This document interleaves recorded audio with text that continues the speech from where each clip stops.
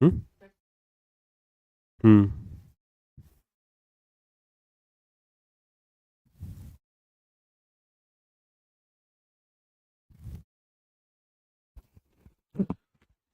प्यारे बच्चों नमस्कार। Good morning everybody. जय हिंद। मेरी आवाज़ सभी तक पहुंच रही है क्या? और अगर हाँ पहुंच रही है तो एक बार कमेंट बॉक्स में थम्स अप डाल के बताएंगे कि ये आवाज़ क्लियर है भैया।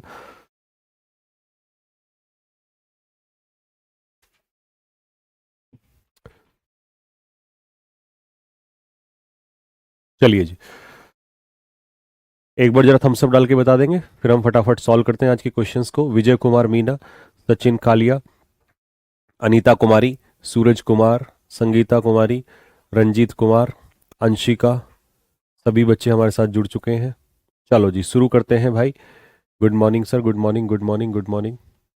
चलो, अच्छा, क्लास शुरू करने से पहले मैं आपको एक छोटी सी इन्फॉर्मेशन दे दूं, क्योंकि आपके मैसेजेस जो हैं वो उधर आ रहे थे। आप लोगों की दो क्लास जो है, यानी कि दो पीडीएफ रीडिंग कॉम्प्रिहेंशन की अपलोड हो गई हैं। कल तीसरा पीडीएफ जो है वो अपलोड होना था, लेकिन पंगा क्या हुआ, जो एक दो दिन से चल रहा था, मैं सोच ही रहा था कि कुछ तो गड़बड़ है जिस वजह से वो वीडियो अपलोड नहीं हुई। मैंने दो वीडियो जो है अपलोड करके दी रीडिंग कॉम्प्रिहेंशन की टीम को, और उसमें पता चला उन्होंने तब पहले वो जो है प्रोसेस वो तो डाली नहीं क्योंकि सैटरडे संडे था। फिर जब उन्होंने उसको चेक किया, और मैंने भी यहाँ से चेक नहीं किया क्योंकि रात को रिकॉर्ड करता हूँ फिर मैं उसकी जो है रीडिंग कॉम्प्रिहेंशन को, तो उसमें जो था साउंड ही नहीं था, और ये सरदर्दी हुई। फिर उन्होंने कहा कि सर इसमें तो साउंड ही नहीं है। मैंने कहा यार ये तो मतलब ऐसा पंगा जो है ना, ये होता है एक सबसे ज्यादा गुस्से वाला काम कि आप चीजों को तैयार करो और फिर उसमें पंगा खड़ा हो जाए, तो उसमें साउंड ही नहीं आया वहां पर। फिर मैंने कहा कि यार क्या कर सकते हैं, बोला सर अब तो कुछ नहीं हो सकता, दोबारा रिकॉर्ड करो। तो इसलिए मैंने कल की तीसरी वाली जो पीडीएफ है वो मैंने कल रुकवा दी थी, नहीं तो आपको पता है कल तीसरा दिन था, तीसरी आनी थी। तो आज क्योंकि मैं ये दोनों फिर से रिकॉर्ड करूंगा अभी क्लास के बाद, क्योंकि मुझे टीम ने उधर से आज ही बताया, मतलब रात ही बताया था, तो फिर इसी वजह से आज जो है तीसरी पीडीएफ आज डाल देंगे, है ना, और पहली दोनों की वीडियो आ जाएंगी। ठीक है, बाकी चेंजेस करने की जरूरत नहीं है। उसका रेस्पॉन्स बहुत अच्छा है, बच्चों ने कहा सर लेवल बहुत बढ़िया चल रहा है, लेवल में कोई दिक्कत नहीं है। हाँ, एक दो बच्चे ने कहा था कि भैया पीक्यूआरएस का एक दो क्वेश्चंस बढ़ा देना, तो मैंने जैसे कल 6 दिए थे सेकंड वाली में 6 थे, तो आज 6 या 7 कर दूंगा मैं। एक एक दो दो क्वेश्चंस बढ़ा देंगे डेली वाले उसमें, ठीक है। बाकी थीम टोन टाइटल वाले पैसेज जो है वो आपके इंक्लूड होते चले जाएंगे। पहले में था, दूसरे में नहीं था, तीसरे में फिर आ जाएगा, ठीक है। चलो स्टार्ट करते हैं सेशन को। क्वेश्चन नंबर 1, पहला क्वेश्चन आपके सामने है स्क्रीन पर, आंसर देना स्टार्ट करिएगा। पीडीएफ बेटा उसी में ही मिलेगा, पीडीएफ उसी में ही मिलेगा वहीं पर, बैच के अंदर देखो वहीं पर मिलता है, रीडिंग कॉम्प्रिहेंशन वाले पार्ट में ही, ठीक है। फोल्डर का नाम क्या है यादव जी? रीडिंग कॉम्प्रिहेंशन, उसी के नाम से मिलेगा। चलो मैं शुरू करता हूं, क्योंकि ये आपने मैंने दे रखे थे क्वेश्चंस, तो मैं ज्यादा टाइम लूंगा नहीं इसको समझाने में, ठीक है। पहला क्वेश्चन देखो, उसने क्या कहा आपसे, नो सूनर, जैसे ही जैसे हमने नो सूनर देखा, आप उसका पेयर देन से बना लो, ठीक है। फिर आपने देखा कि यहां पर हेल्पिंग वर्ब दिया हुआ है डिड, ठीक है। तो डिड के साथ वर्ब की कौन सी फॉर्म आती है? फर्स्ट फॉर्म, ये भी सही है, वो भी ठीक है। फिर आपने देखा नो सूनर के बाद सब्जेक्ट क्या है? रेगुलेटरी फ्रेमवर्क, ठीक है। तो इसका मतलब क्या हुआ कि सरकार ने जैसे ही रेगुलेटरी फ्रेमवर्क को लागू किया, came into force, come into force का मतलब है लागू होना। जब कोई चीज फोर्स में आती है, यानी कि पूरा फ्रेज का मतलब होता है come into force, come into force का मतलब होता है लागू होना, लागू होना। तो जैसे ही नया नियम लागू हुआ, रेगुलेटरी फ्रेमवर्क, अब ये सब्जेक्ट कैसा है? सिंगुलर है। जैसे ही नया नियम लागू हुआ, देन वैसे ही इंडस्ट्री के जो लीडर्स हैं, जो भी टॉप लीडर्स हैं जो इंडस्ट्री को चलाते हैं, यानी कि टॉप उद्योग हैं, रेज्ड वर्ब की सेकंड फॉर्म, क्योंकि पास्ट में चल रहा है। कंसर्न, उन्होंने चिंताएं जताई, कंसर्न्स मतलब चिंताएं जताई, रिगार्डिंग, किसके रिगार्डिंग? इसके प्रोविजंस। और कौन से प्रोविजंस? Ambiguous provisions. एम्बिगस का मतलब है नॉट क्लियर, मतलब वो प्रोविजंस जो स्पष्ट ही नहीं है। और ये प्रोविजंस किसके प्रोविजंस हैं? इस कानून के, इस रेगुलेटरी फ्रेमवर्क के, और फ्रेमवर्क कितना है, सिंगुलर, तो इसके ही प्रोविजंस जो तो क्लियर नहीं है, तो इसका मतलब इस कानून के लिए हम लोग इट्स लगाएंगे। तो रेगुलेटरी फ्रेमवर्क कितना फ्रेमवर्क था, एक, और एक के लिए आप कभी भी देयर नहीं लगाते, क्या लगाते हैं, इट्स का इस्तेमाल करते हैं। तो जैसे ही वो पास हुआ ना, वैसे ही उन्होंने एकदम से ऑब्जेक्शन उठाया कि भाई इसमें तो चीजें क्लियर ही नहीं है। तो क्लियर नहीं, किसकी किसकी चीजें क्लियर नहीं है, उस कानून की चीजें क्लियर नहीं है। तो थम्स अप डाल दो कि भैया हाँ, पहला क्वेश्चन एकदम मोती की तरह क्लियर हो गया, समझ में आ गया, बस थोड़ी सी लैंग्वेज टफ थी, इसलिए चीजें नहीं बन पा रही थी। ठीक है, चलो आगे बढ़ते हैं, question number 2, the failure of the authorities. तो देखो, ऑफ यहां पर प्रीपोजिशन हो गई, प्रीपोजिशन के बाद अथॉरिटीज ऑब्जेक्ट हो गया, तो सब्जेक्ट कौन सा हो गया हमारा, फेलियर। तो अथॉरिटीज का फेल होना, किस चीज में फेल होना, टू एड्रेस, सॉल्व करने में, क्या सॉल्व करने में, वार्निंग साइंस, जो चेतावनियां दी गई उसको पहले से समझ ही नहीं पाए, इस चीज का जो फेलियर हैज रिजल्टेड, इसका परिणाम हुआ है, किसका, इस फेलियर का परिणाम। तो सब्जेक्ट सिंगुलर है तो वर्ब भी सिंगुलर होनी चाहिए। रिजल्ट इन सही होता है, किसी चीज में परिणाम होना, तो आप इसको लिख लेना, इस फ्रेज को, रिजल्ट इन समथिंग, किसी चीज का परिणाम होना। ठीक है, उसका रिजल्ट क्या हुआ, एक क्राइसिस, एक बहुत बड़ी समस्या खड़ी हो गई। दैट, अब ये रिलेटिव प्रोनाउन जो दैट है, ये किसके लिए आया है, क्राइसिस के लिए आया है। वो क्राइसिस जिसको क्या किया जा सकता था, मिटिगेट किया जा सकता था, जिस प्रॉब्लम को कम किया जा सकता था।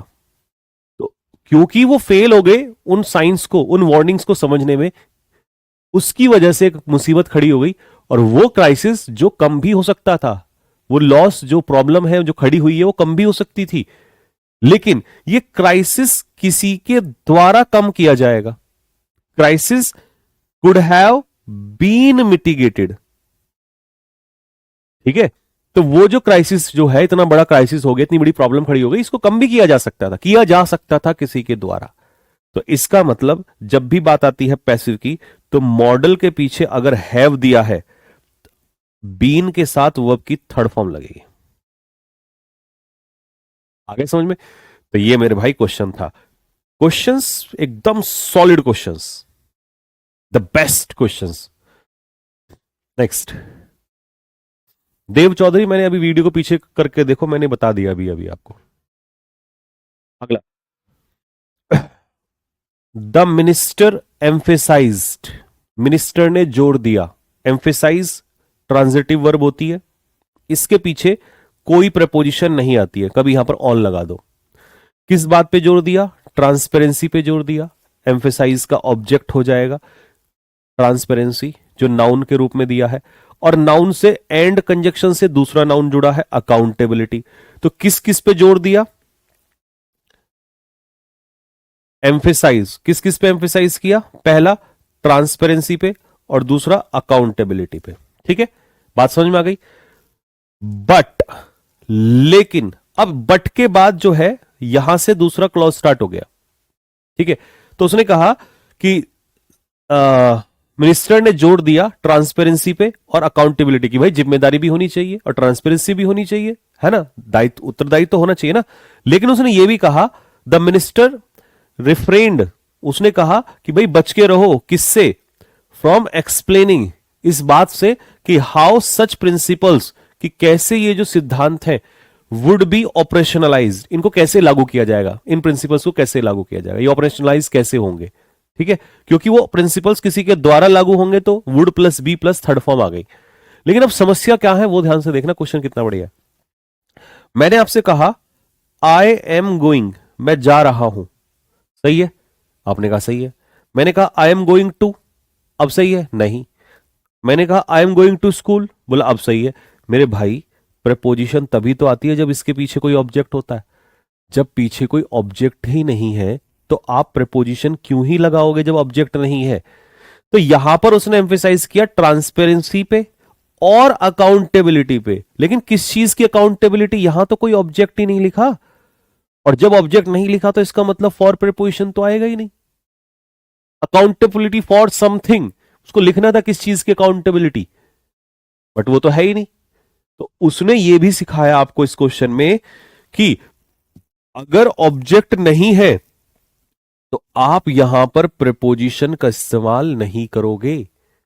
जैसे हम कहते हैं ना, प्रीफर के पीछे टू लगता है ना, यही तो रट के रखते हैं।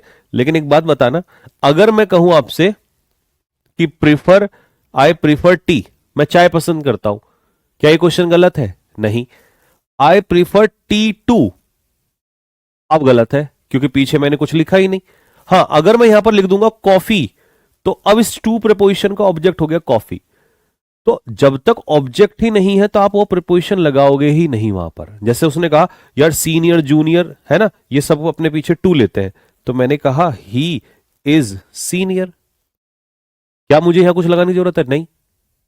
जब तक मैं यहां ऑब्जेक्ट नहीं लिखूंगा तब तक मैं यहां टू नहीं लगाऊंगा, अदरवाइज ही सीनियर कहना सही है बस।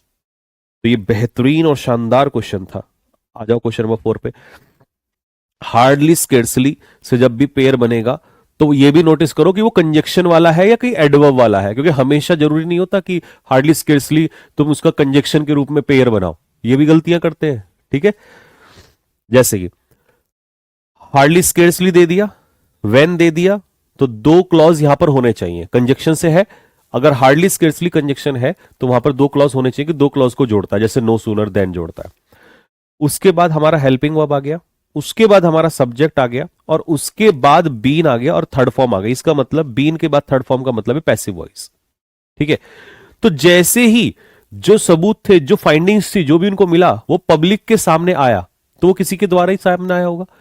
बीन मेड पब्लिक व्हेन, कि तुरंत क्या हुआ, ओपोजिशन लीडर्स बिगेन क्वेश्चनिंग, उन्होंने क्वेश्चन उठाना स्टार्ट कर दिया। और मैंने कल भी बताया था कि जो बिगिन है वो इन्फिनेटिव भी ले लेता है और वो जिरेंड भी ले लेता है, तो यहां गड़बड़ नहीं करोगे। तो उन्होंने क्वेश्चन उठाना स्टार्ट कर दिया। किस चीज पे क्वेश्चन उठाना किया? क्रेडिट्स। मेरे भाई, क्रेडिट क्या होता है? क्रेडिट होता है ब्याज। ठीक है, क्रेडिट पे लेते हो ना आप चीजें। या क्रेडिट होता है प्रेज, प्रशंसा। तो इंक्वायरी जो हुई थी उसके ब्याज या प्रशंसा पे नहीं सवाल उठेगा? कमेंट बॉक्स में लिख के बताओ किस पे उठेगा। उसकी, उस बताओ बताओ बताओ, उसकी विश्वसनीयता पे, कि हमें नहीं लग रहा इंक्वायरी ठीक हुई है। तो इसका मतलब क्या लिखूं यहां पर, जल्दी बोलो? क्रेडिबिलिटी। क्योंकि क्रेडिबिलिटी ही होता है क्या? Trust worthiness. ठीक है, इसकी इंटीग्रिटी, इसकी इंटीग्रिटी, क्रेडिबिलिटी। गुड।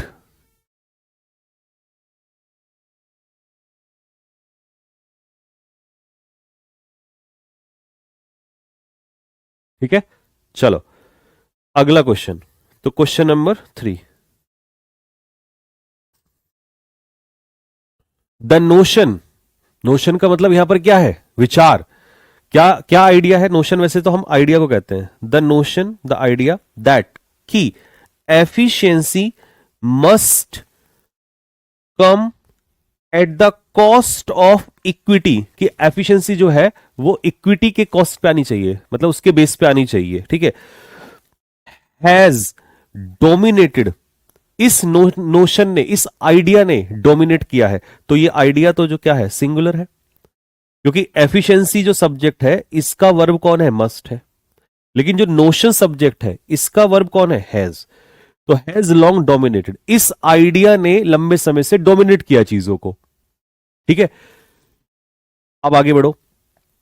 किसको डोमिनेट किया है? Policy discourse. तो पॉलिसीज जो है उनको किसने डोमिनेट किया है? इस आइडिया ने डोमिनेट किया है। किसके बावजूद किया है? किसके बावजूद? के बावजूद, किसके बावजूद भी डोमिनेट किया है? इसके बावजूद भी कि एविडेंस सजेस्टिंग अदरवाइज। अब अदरवाइज का मतलब होता है विपरीत, अदरवाइज का मतलब होता है विपरीत।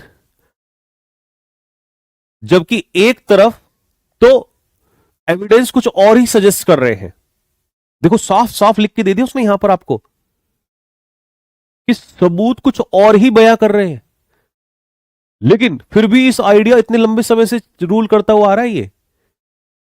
तो इसके बावजूद, क्योंकि यहां पर जो चीजें हैं वो ओपोजिट है मेरे भाई, ओपोजिट, विपरीत, और विपरीत के लिए कभी भी बिसाइड्स नहीं आता है।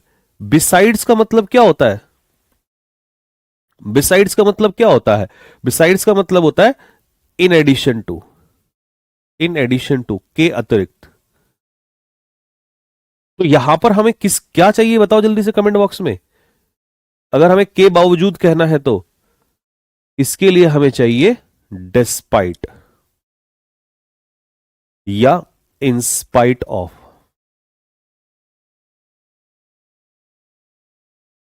ठीक है। और अपार्ट फ्रॉम जो होता है, अपार्ट फ्रॉम, वो बिसाइड्स ही होता है के साथ साथ। ठीक है। बिसाइड से अपार्ट फ्रॉम में हम जोड़ते हैं, जोड़ना होता है।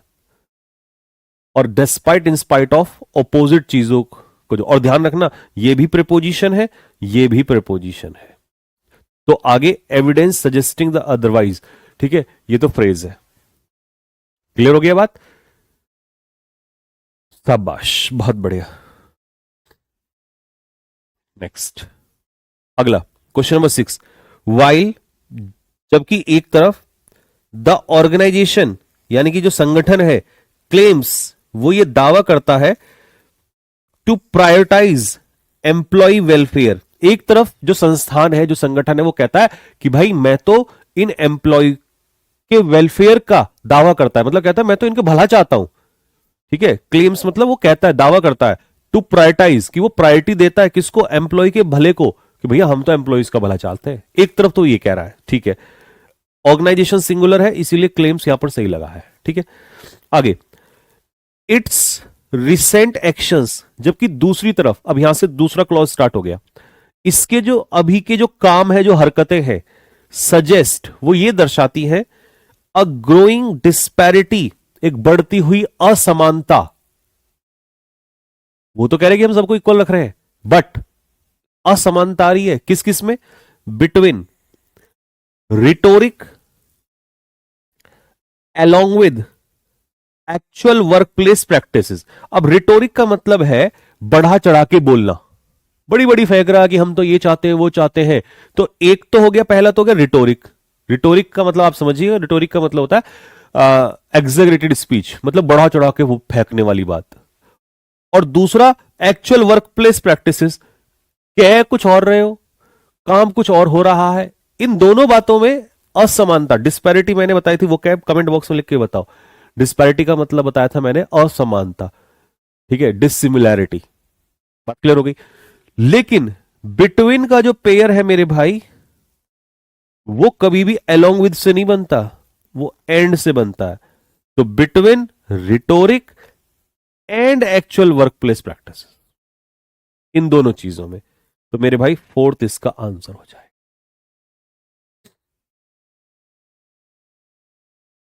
बहुत बढ़िया दिव्या, शाबाश बेटा।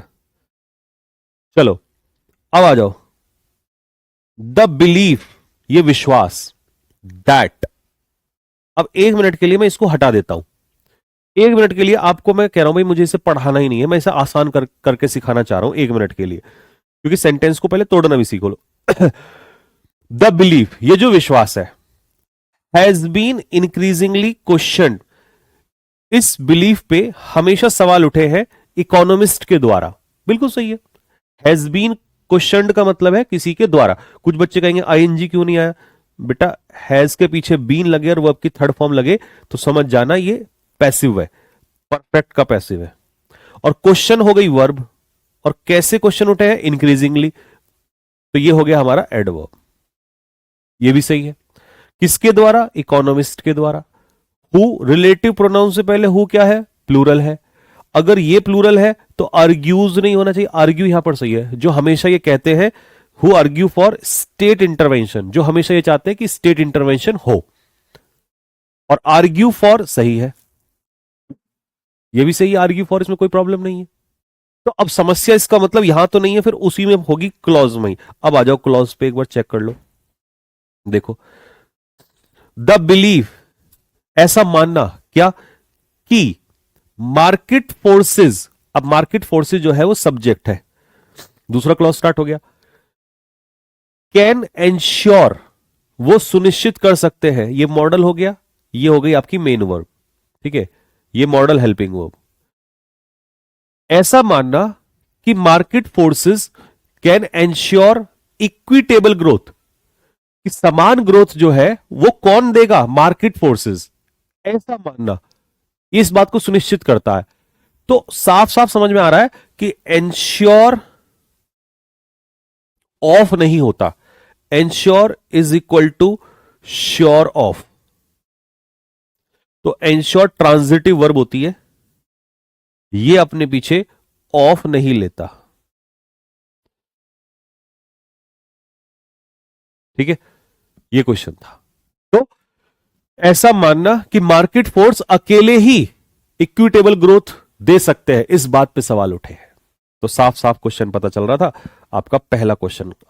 आगे बढ़ते हैं मेरे भाई, समझ में आ गया हो तो थम्स अप डाल दो कि भैया बिल्कुल क्लियर हो गया। आर्ग्यूज, अबे भैया गधा है क्या? देखना, रिलेटिव प्रोनाउन से पहले इकोनॉमिस्ट प्लूरल है, प्लूरल के साथ कैसे ऐसे एस लगा सकते हो?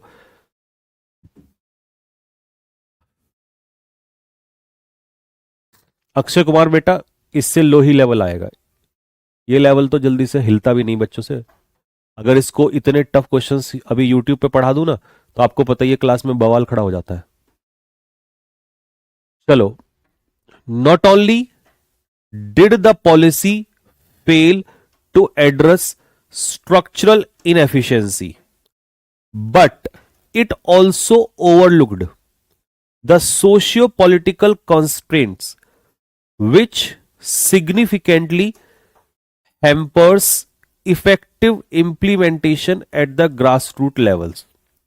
आप मुझे एक बार बता दो फटाफट, मजा आ रहा है सर, बता दो मुझे जल्दी से। वैसे तो मैंने पढ़ लिया तो मेरे को समझ में आ गया कहाँ एरर है इसमें। देखिए, कभी भी सेंटेंस जब नॉट ओनली से स्टार्ट करते हैं और उसके बाद क्लॉज दिया होता है, फिर बट ऑल्सो से आगे स्टार्ट होता है, तो हम इस क्लॉज में इन्वर्जन कर सकते हैं क्योंकि यहां पर निगेटिव से स्टार्ट हो रहा है, ठीक है। तो अगर डिड से स्टार्ट किया है तो डिड के साथ वर्ब की फर्स्ट फॉर्म सही है। डिड द पॉलिसी फेल, न केवल पॉलिसी फेल हुई है, ठीक है, इन अनियमितताओं को एड्रेस करने में, मतलब ये जो पॉलिसी है वो इन स्ट्रक्चरल अनियमितताओं को सॉल्व ही नहीं कर पाई, एड्रेस ही नहीं कर पाई। न केवल ये हुआ है, बट इट ऑल्सो, लेकिन इसने क्या भी किया, ओवरलुक भी किया, ठीक है, किसको, सोशियो पॉलिटिकल, ठीक है, सोशियो पॉलिटिकल जो प्रॉब्लम क्या कहते हैं, रुकावटें हैं, कंस्ट्रेंट्स हैं। कौन से कंस्ट्रेंट्स, विच सिग्निफिकेंटली, जो रुकावट पैदा करती हैं। कौन रुकावट पैदा करती है, विच रिलेटिव प्रोनाउन बताओ जल्दी से। रिलेटिव प्रोनाउन से पहले एंटीसीडेंट क्या है, सोशियो पॉलिटिकल, ये तो एडजेक्टिव हो जाएगा। नाउन क्या है, कंस्ट्रेंट्स, कंस्ट्रेंट्स मतलब वो रुकावटें, तो ये नाउन हो गया। नाउन प्लूरल है तो प्लूरल के साथ एस नहीं आएगा, जो तुम पिछले वाले में आर्ग्यूज कर रहे थे, ठीक है। एक भाई कह रहा है कि सर ओवरलुक्ड की जगह ओवरलुक्स आएगा। अब तुम्हें ना एक सवाल खड़ा होगा इसमें, और कुछ बच्चे पता क्या करेंगे, कुछ ये भी कर सकते हैं कि सर हम इस बात से एग्री तो करते हैं कि प्लूरल है तो एस हटा दो, लेकिन हम ये भी तो कहना चाहते हैं कि पूरा सेंटेंस पास्ट में चल रहा है तो ईडी लगा दो, हैम्पर्ड कर दो। तो मैं अब इसका एक क्वेश्चन बताऊं, ठीक है, एक क्वेश्चन देखना। ही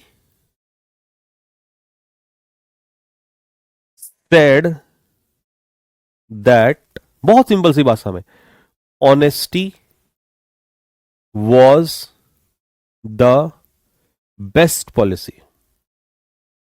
अब तुम लड़ जाओगे, सर क्या बात कर रहे हो, ये वाला जो पार्ट है ये तो एक फैक्ट है ये तो एक प्रोवर्ब है, ये तो पास्ट में होनी चाहिए। मैं कहूंगा बेटा सैड भी तो है, यहां भी तो पास्ट में है।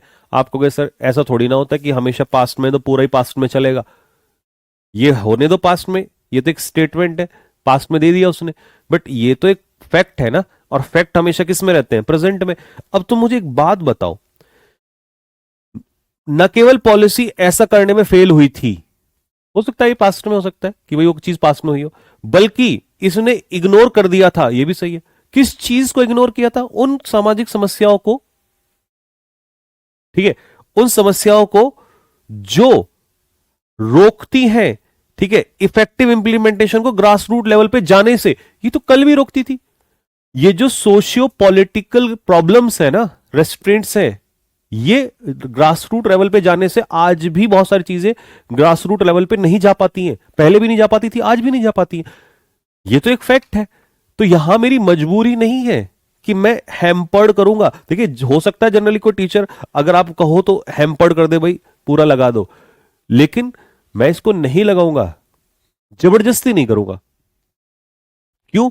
क्योंकि मेरे भाई ये चीज तो प्रेजेंट में भी हो सकती है। तो मैं पहला प्रेफरेंस दूंगा कि मैं हैम्पर्स में से एस हटाऊंगा बस, कि भाई वो समस्याओं को सॉल्व करने में फेल हो गई जो ग्रासरूट लेवल पे जाने से रुकती हैं।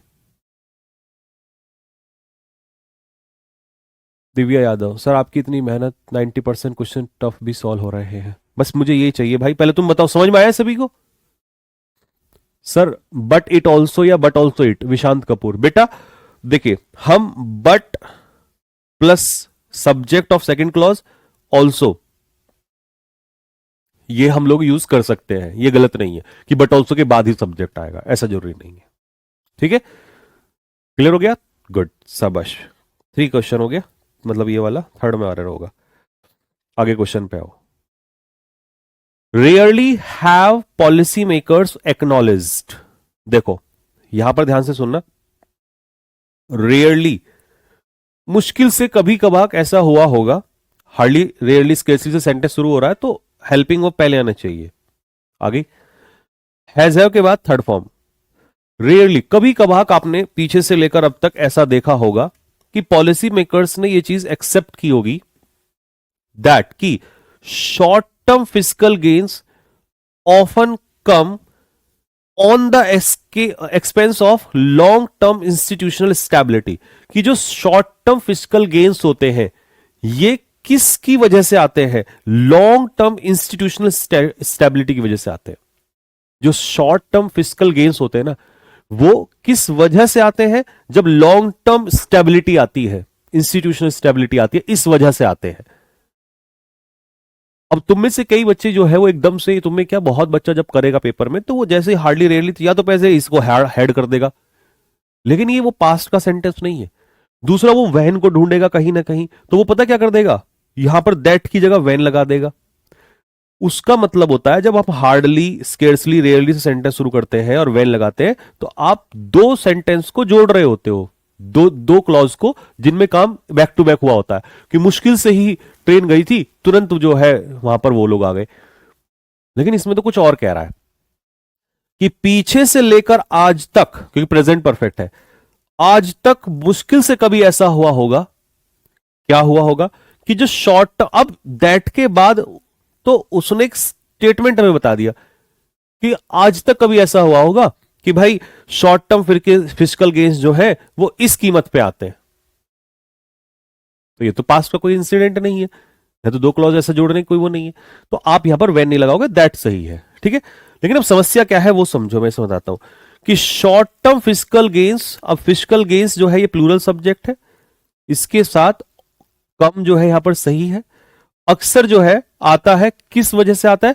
ऑन द एक्सपेंस ऑफ, बस यही गलती है, एट द एक्सपेंस ऑफ। ठीक है, इसका मतलब होता है eight the cost of. At the expense of का मतलब होता है एट द कॉस्ट ऑफ,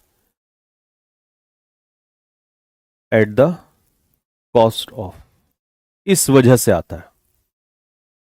ठीक है, एट द कॉस्ट ऑफ का मतलब है इस वजह से, या इस बेसिस पर, इस आधार पर आता है। ठीक है, अगर बेसिस होता तो ऑन द बेसिस ऑफ हो जाता, वहां ऑन लगता है बेसिस पे। ठीक है, तो आंसर इसका हो जाएगा सी, इसका करेक्ट आंसर। नेक्स्ट आओ जी, क्वेश्चन नंबर 10 में, द आर्ग्यूमेंट, ये आर्ग्यूमेंट की डिसेंट्रलाइजेशन इनहेंस करता है, बढ़ावा देता है एडमिनिस्ट्रेटिव एफिशिएंसी को, कि एडमिनिस्ट्रेटिव जो इफेक्टिवनेस है, एफिशिएंसी है, वो डिसेंट्रलाइजेशन से आती है। ये आर्ग्यूमेंट इग्नोर करता है, अच्छा ओवरलुक का सब्जेक्ट कौन है? आर्ग्यूमेंट। ये आर्ग्यूमेंट ओवरलुक करता है कोऑर्डिनेशन चैलेंजेस को। कौन से coordination challenges? Overlooks the coordination challenges that across when authority is dispersed across multiple governance tiers। यहां थोड़ी सी मुझे लग रहा है कुछ इसमें टाइपिंग प्रॉब्लम हुई है, क्योंकि अजीब सा यहां से मीनिंग दो दिया उसने दे दिया। The argument that decentralization invariably enhance administrative efficiency overlooks the coordination challenges। Overlook करता है कोऑर्डिनेशन चैलेंजेस को, दैट वो चैलेंजेस दैट अक्रॉस नहीं, ये तो पॉसिबल ही नहीं है। When authority is dispersed across multiple governance tiers. यहां पे उसमें ना कुछ प्रॉब्लम है, शायद इसमें बच्चे ने कुछ छोड़ दिया इसमें टाइप करते हुए ना। मैं इस क्वेश्चन को एक बार चेक कर लूंगा और फिर आपको नेक्स्ट उसमें बता दूंगा इसको, ठीक है? क्योंकि यहां दैट के बाद अक्रॉस का कोई लेना देना ही नहीं है, यहां कुछ एक्चुअल में वर्ब होनी चाहिए थी, ठीक है? क्योंकि वो रिलेटिव प्रोनाउन से पहले जो भी एंटीसीडेंट है वहां कुछ वर्ब होगी और फिर इस आगे हम इसको पढ़ेंगे, ठीक? तो इसको मैं छोड़ देता हूं एज इट इज, क्योंकि खामा खा दिमाग मारना वो गलत चीज है जब मिस्टेक है क्वेश्चन में, ठीक है? यादव जी एक बार क्वेश्चन को चेक करना जो रियल क्वेश्चन मैंने दिया था ना उसमें। नेक्स्ट 11 में आ जाओ। हाँ,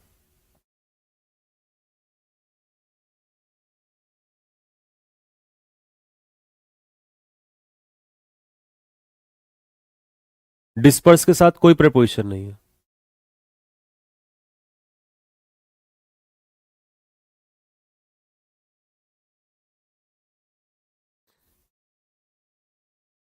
ठीक है, यहां पे ना अक्रॉस प्रेपोजिशन उसने गलत दे दिया, यहां पे एक वर्ब आनी चाहिए। और अगर मैं तुम्हें अपने हिसाब से बताऊं, मतलब क्या वर्ब से लगा सकते हो अगर आप, तो मैं बता देता हूं कि ये आर्ग्यूमेंट कि डिसेंट्रलाइजेशन जो है वो इनहेंस करता है एडमिनिस्ट्रेटिव एफिशिएंसी को। ये आर्ग्यूमेंट इग्नोर करता है कोऑर्डिनेशन चैलेंजेस को। कौन से कोऑर्डिनेशन चैलेंज? जो चैलेंजेस आते हैं, कब आते हैं? जब अथॉरिटी डिस्पर्स की जाती है। डिस्पर्स का मतलब होता है, क्या होता है डिस्पर्स का मतलब? सबको देना, बांटना, ठीक है? अलग अलग गवर्नेंस टीयर्स में। तो यहां पर जो वर्ब आएगी चैलेंजेस का आना, और चैलेंजेस का खड़ा होना होता है अराइज।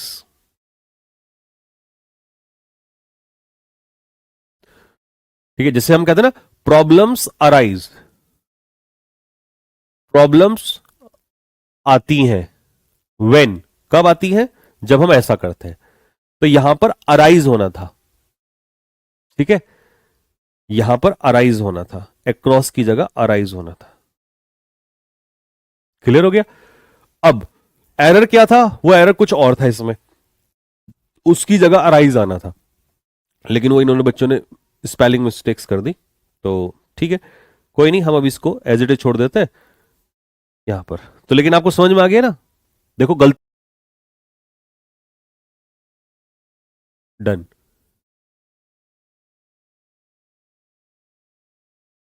हाँ, the committee after examining the preliminary findings in detail recommended. ध्यान से देखना, मैं 1 मिनट के लिए फिर से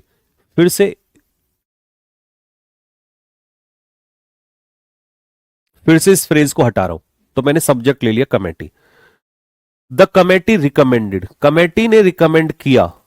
क्या रिकमेंड किया? अब ये प्रेजेंट सब्जेक्टिव मूड बन रहा है कि वो कुछ काम करने के लिए कह रहे हैं किसी से। तो कमेटी ने रिकमेंड किया कि the report be revised, report को रिवाइज किया जाना चाहिए। अच्छा, एंड सबमिटेड, और सबमिट किया जाना चाहिए to the governing council, governing council के सामने, before the end of this financial quarters. ये जो फाइनेंशियल क्वार्टर्स है, अब पढ़ लो, मैंने समझा दिया पूरा, एक बार समझ लिया आपने, पढ़ भी लिया होगा, लेकिन आप बताओ क्या लग रहा था आपको, एक बार इसमें पूरा समझा दिया। ये जो फ्रेज अक्सर देता है ना सब्जेक्ट के बाद, या क्लॉज देता है, जस्ट कंफ्यूजन करने के लिए देता है, 1 मिनट को उसको हटा लिया करो, बहुत सिंपल सा नजर आएगा। कमेटी ने रिकमेंड किया कि भाई अब रिपोर्ट बी रिवाइज्ड क्यों हो रहा है, क्योंकि इंपैरेटिव में अगर पैसिव वॉइस हो तो पैसिव में बी प्लस थर्ड फॉर्म लगाते हैं, और एक्टिव होता तो सब्जेक्ट के बाद सीधा वर्ब की बेस फॉर्म लगाते हैं, और बी के बाद थर्ड फॉर्म एंड फिर बी दो बार बी नहीं लगाना, बस एक बार the report be revised and the report be submitted, तो एक बार बी लगाना है बस। तो रिपोर्ट को रिवाइज किया जाए क्योंकि रिवाइज किसी के द्वारा किया जाएगा और सबमिट भी किसी के द्वारा किया जाएगा, तो इसीलिए यहां पर बी के बाद थर्ड फॉर्म आई है। ठीक है, अब बताओ कहां एरर है इसमें। ये तो आ गया बी रिवाइज्ड और सबमिटेड ना, बी भी 2 बार नहीं लगाना है। Very nice. ठीक है, सही क्या होगा, ध्यान से देखना। क्वार्टर, क्वार्टर जो होता है वो 1/4 होता है, 1/4। ठीक है, जो क्वार्टर्स है, क्वार्टर्स,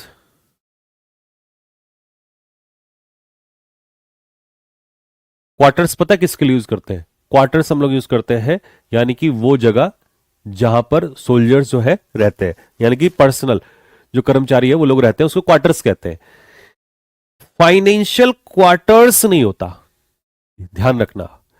फाइनेंशियल क्वार्टर्स का मतलब है जैसे साल के 4 हिस्से होते हैं, तो हम कहते हैं ना भाई फाइनेंशियल मंथ, मतलब फाइनेंशियल टाइम जो होता है, तो उसको फाइनेंशियल क्वार्टर कहा जाता है। जो 1/4 होता है ना, उसको हम लोग फाइनेंशियल क्वार्टर्स नहीं कहते, क्या कहते हैं, फाइनेंशियल क्वार्टर कहा जाता है।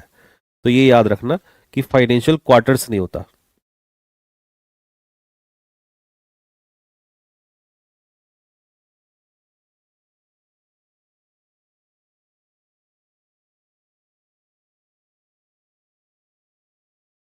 ठीक है, ना कि फाइनेंशियल क्वार्टर्स। ठीक है, इंपॉर्टेंट है ये।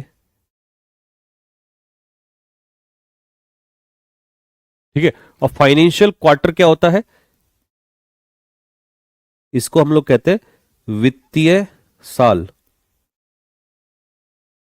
मतलब वो पीरियड जो किससे रिलेटेड है, फाइनेंस से, that period is called financial quarter.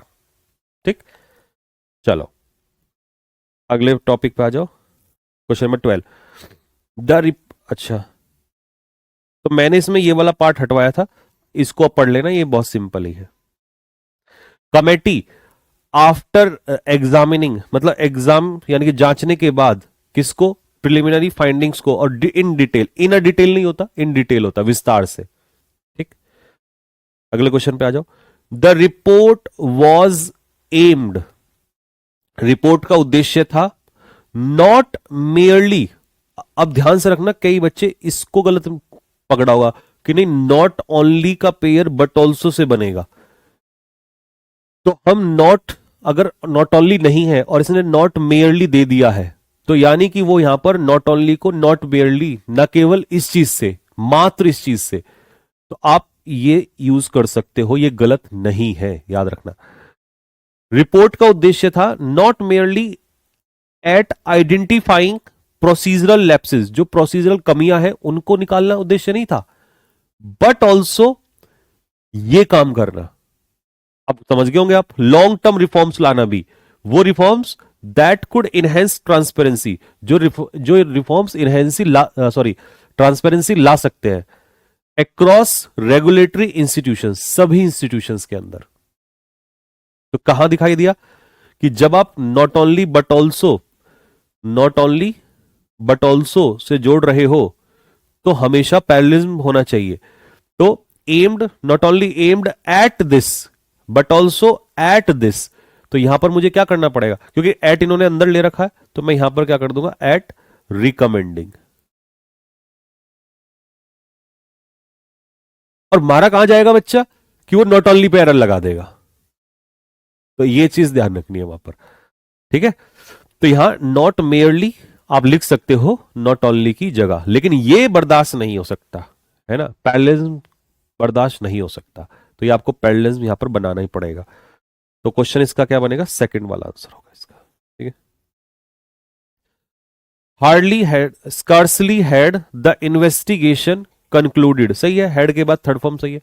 मुश्किल से ही इन्वेस्टिगेशन पूरा ही हुआ था जब सीनियर ऑफिसर्स बिगेन, शुरू हो गए, अब बिगेन के बाद जिरंड सही है, डिस्टेंसिंग देमसेल्व्स, अपने आप को उन्होंने दूरी बनाना स्टार्ट कर दिया, दूर करना स्टार्ट कर दिया, किससे, डिसीजन से। देखिए डिस्टेंस यहां पर वर्ब के रूप में यूज हुआ है, तभी तो जिरंड लगा है।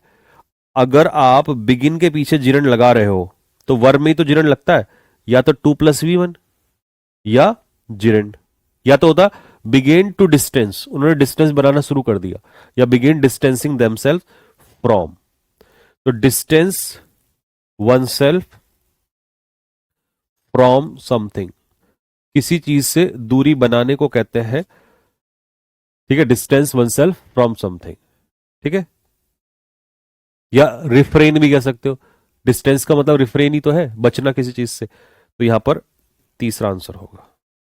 नेक्स्ट आ जाओ जी, क्वेश्चन नंबर 14 पे आ जाओ। देखो द रेशनल, रेशनल का मतलब है यहां पर लॉजिक, कारण, ठीक है, रेशनल का मतलब है लॉजिक, लॉजिक, ठीक। जो ये रेशनल होता है ना, रेशनल और रेशनल में क्या फर्क होता है, रेशनल एडजेक्टिव होता है जिसका मतलब होता है लॉजिकल, वो सब्जेक्ट का काम नहीं करता, रेशनल ये नाउन होता है, इसका मतलब होता है लॉजिक। कल को हो सकता है इसमें भी क्वेश्चन आ जाए। The rational behind the restructuring plan, इस प्लान को रिस्ट्रक्चर करने का जो लॉजिक है, इसके पीछे जो लॉजिक है वो समझाया गया, अब किसी के द्वारा ही समझाया गया जाएगा, इन द एनेक्चर, उस एनेक्चर में समझाया गया, विच accompanied the financial draft of the proposal circulated yesterday। वो किस एनेक्चर में समझाया गया, जो साथ में था, किसके साथ में था, फाइनेंशियल ड्राफ्ट के साथ में आया था, मान लो जो ड्राफ्ट आया था उसके साथ साथ जुड़ के आया था, ठीक है, और कौन सा ड्राफ्ट, जो प्रपोजल कल जो है सर्कुलेट किया गया। अब इसमें समस्या क्या है मेरे भाई, ध्यान से देखो, जैसे मैं कहूं आई एक्कम्पनीड, आई एक्कम्पनीड, आई एक्कम्पनीड हिम, तो ये सही है। अगर मैं कहूं आई एक्कम्पनीड बाय हिम, ये गलत है, क्योंकि एक्टिव वॉइस में कभी भी एक्कम्पनीड के पीछे बाय नहीं आता, और ये क्वेश्चन प्रीपोजिशन का भी कॉन्सेप्ट है कि कंपनी अपने पीछे बाय नहीं लेता, ठीक है, पैसिव में कंपनीड बाय हो जाता है, ठीक। तो आई एक्कम्पनीड हिम ही आएगा, तो यहां पर, और ये तो एक्टिव वॉइस है सीधा, एक्कम्पनीड, यहां पर कोई वर्ब थोड़ी ना दिया हेल्पिंग को, पैसिव थोड़ी जा रहा है, तो इसका मतलब इसके पीछे बाय प्रीपोजिशन नहीं आएगा। ठीक है जी, ये क्वेश्चन थोड़ा सा अच्छा था, ठीक, एक बार फिर से पढ़ लो चाहे तो, अगर हल्का कम समझ में आए, कि भैया जो लॉजिक दिया था, the rational behind the restructuring plan, इस प्लान को रीस्ट्रक्चर करने के पीछे जो लॉजिक था वो समझाया गया, किस में समझाया, उस एनेक्चर में समझाया गया, कौन सा एनेक्चर, जो साथ में था, दैट विच एकम्पनीड, जो किसके साथ में था, एकम्पनीड द फाइनल ड्राफ्ट, तो जो उस फाइनल ड्राफ्ट के साथ में था, तो यहां कोई पैसिव की जरूरत नहीं है, किसी ने किसी पे कोई एक्शन कुछ नहीं किया, ठीक है, तो आंसर सीधा हो जाएगा सी इसका आंसर। ये थोड़ा ज्यादा टफ क्वेश्चन कह सकते हो इसको, क्योंकि कई बार चीजें समझ में नहीं आती हैं। एकम्पनीड विद भी नहीं होगा मेरे भाई, वॉइस क्लियर नहीं है, निक्की को ही क्यों प्रॉब्लम आ रही है, बाकी सबको क्लियर आ रही है। और किसी को प्रॉब्लम है आवाज में, एक बार दोबारा चेक कर लो उसको। बाकी सबको क्लियर है?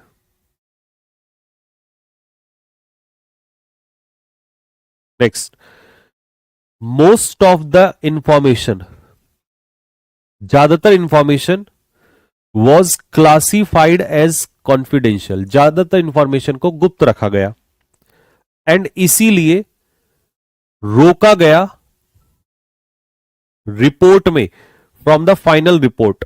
किसके बावजूद भी रोका गया? सेवरल रिक्वेस्ट मेड बाय, काफी सारी रिक्वेस्ट की गई कमेटी के द्वारा, कमेटी के द्वारा बहुत सारी रिक्वेस्ट की गई, इसके बावजूद भी इंफॉर्मेशन को गुप्त रखा गया। ठीक है, अब आ जाओ, ज्यादातर इंफॉर्मेशन को कॉन्फिडेंशियल माना गया कि भैया ये इंफॉर्मेशन सीक्रेट है। ठीक है, और इसीलिए रोका भी गया। अब ये तो सीधी सीधी घटना पास्ट की है, एक एक्शन है कि भैया उसको पहले माना गुप्त, कि भैया ये गुप्त है, सीक्रेट है, कॉन्फिडेंशियल है। ठीक है, और इसी वजह से इसको रोका भी गया, तो सीधा सा पास्ट एक्शन है, तो विद होल्ड की जगह आ जाएगा with held.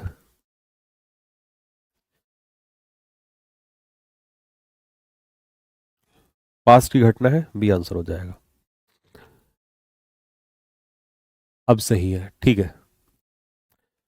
The prolonged disagreement, किस किस के बीच में जो डिसएग्रीमेंट चला है? बिटवीन मैनेजमेंट अलोंग विथ, ये तो बहुत सिंपल है, एंड मैनेजमेंट और ट्रेड यूनियन के बीच में जो एग्रीमेंट चला है लंबा, ये तो देखते ही आपने मार दिया होगा। The innings played by the national side, यानी कि नेशनल साइड के द्वारा, यानी कि जो नेशनल टीम होगी जो भी, उसके द्वारा जो इनिंग्स खेली गई अंडर एडवर्स वेदर कंडीशंस, बहुत ज्यादा खराब कंडीशंस थी, उसके बावजूद भी, है ना, जो in under these condition, in conditions में जो इनिंग खेली गई है, वॉज, इनिंग्स प्लूरल नाउन होता है, सॉरी प्लूरल कह रहा हूं, सिंगुलर नाउन होता है, सबको पता ही है ये बात, और इनिंग्स में से एस भी नहीं हटता, ये भी ध्यान रखना कभी भी, ये सबने पढ़ रखा है। ठीक है, और ये सिंगुलर भी होता है। वॉज हेल्ड बाय क्रिटिक्स, ठीक है, was held by critics, critics ने इसको कैसे लिया? एज अ मास्टर क्लास, कहा भाई वास्तव में भाई साहब मास्टर क्लास इनिंग्स थी, इन डिसिप्लिन और डिटर्मिनेशन, डिसिप्लिन भी था इसमें और डिटर्मिनेशन भी था।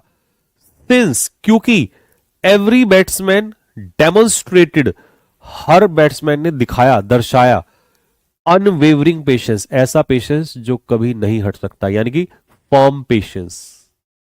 ठीक है, अगेंस्ट अ बॉलिंग अटैक, किसके खिलाफ दिखाया? एक बॉलिंग अटैक के खिलाफ दिखाया, जो फेमस है, रेनाउंड फॉर, जो जाना जाता, किसके लिए जाना जाता था?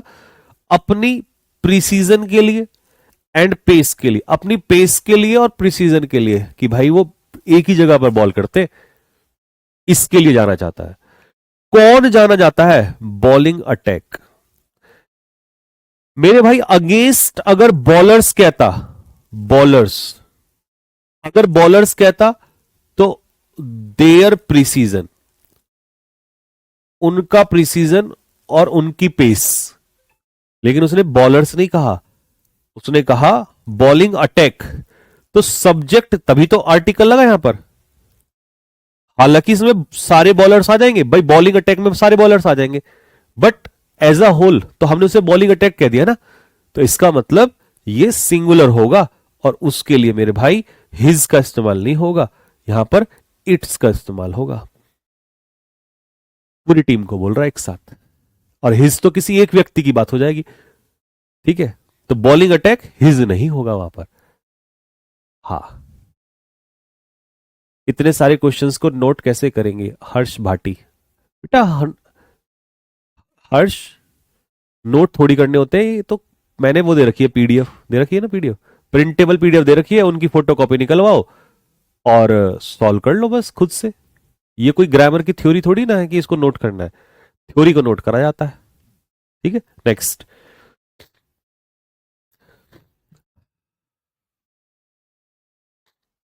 अगला question, the company and the clients agreement, company का और क्लाइंट का जो एक समझौता हुआ, दो लोगों का एक समझौता हुआ,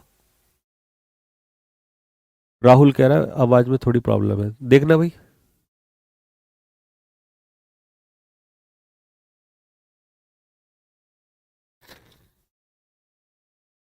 इनका दोनों का एक समझौता हुआ, वॉज, तो सब्जेक्ट यहां पर है एग्रीमेंट, सिंगुलर है।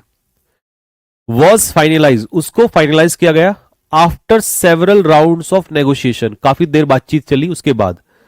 बट इट्स टर्म्स, लेकिन इस एग्रीमेंट की टर्म्स, अब एग्रीमेंट सिंगुलर है तो उसके लिए इट्स सही है, लेकिन इसकी जो टर्म्स थी, टर्म्स प्लूरल है, वर सही है। वर लेटर रिवाइज, उनको रिवाइज किया गया टू इंक्लूड अ क्लॉज, इसमें क्लॉज डालने के लिए, दैट की, वो clause that favoured both parties, कि जो दोनों पार्टियों को फेवर करता है। In case unforeseen contingents, sorry, in case unforeseen contingencies, unforeseen adjective है यहां पर, और कॉन्टिजेंसीज नाउन है यहां पर। और कॉन्टिजेंसीज होती है इमरजेंसी, अगर कोई अचानक से इमरजेंसी आ जाए तो उस केस में ये दोनों पार्टियों को फेवर करे। अब मेरे भाई अनफॉर्सीन कॉन्टिजेंसी जो है, एक एडजेक्टिव है एक नाउन है, एडजेक्टिव प्लस नाउन फ्रेज बन गया। और दोस्त इन केस ना कभी भी अपने पीछे फ्रेज नहीं लेता, इन केस एक कंजक्शन है, और इन केस अपने पीछे क्लॉज लेता है, क्लॉज, सब्जेक्ट प्लस वर्ब। तो भैया फिर क्या होना चाहिए, इन केस ऑफ होना चाहिए, इन केस ऑफ के पीछे फ्रेज आएगा। तो यहां पर इन केस ने इन केस ऑफ, यदि ऐसा हो अचानक से इमरजेंसी आ जाए तो। लो जी,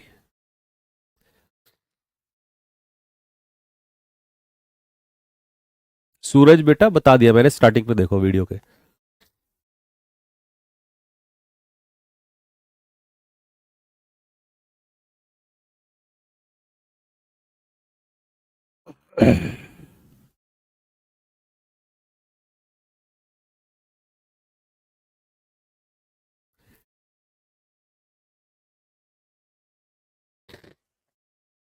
चलिए, द मैनेजर इंस्ट्रक्टेड, मैनेजर ने इंस्ट्रक्शंस दिए स्टाफ को, to maintain an orderly, orderly, maintain what, अब मेंटेन एक वर्ब है, और ये वर्ब अपने पीछे क्या लेगा, ऑब्जेक्ट लेगा, ठीक है। मेंटेन व्हाट, तो ऑब्जेक्ट के रूप में नाउन आएगा, और नाउन ऑर्डरली नहीं होगा, ऑर्डर होगा, to maintain N order.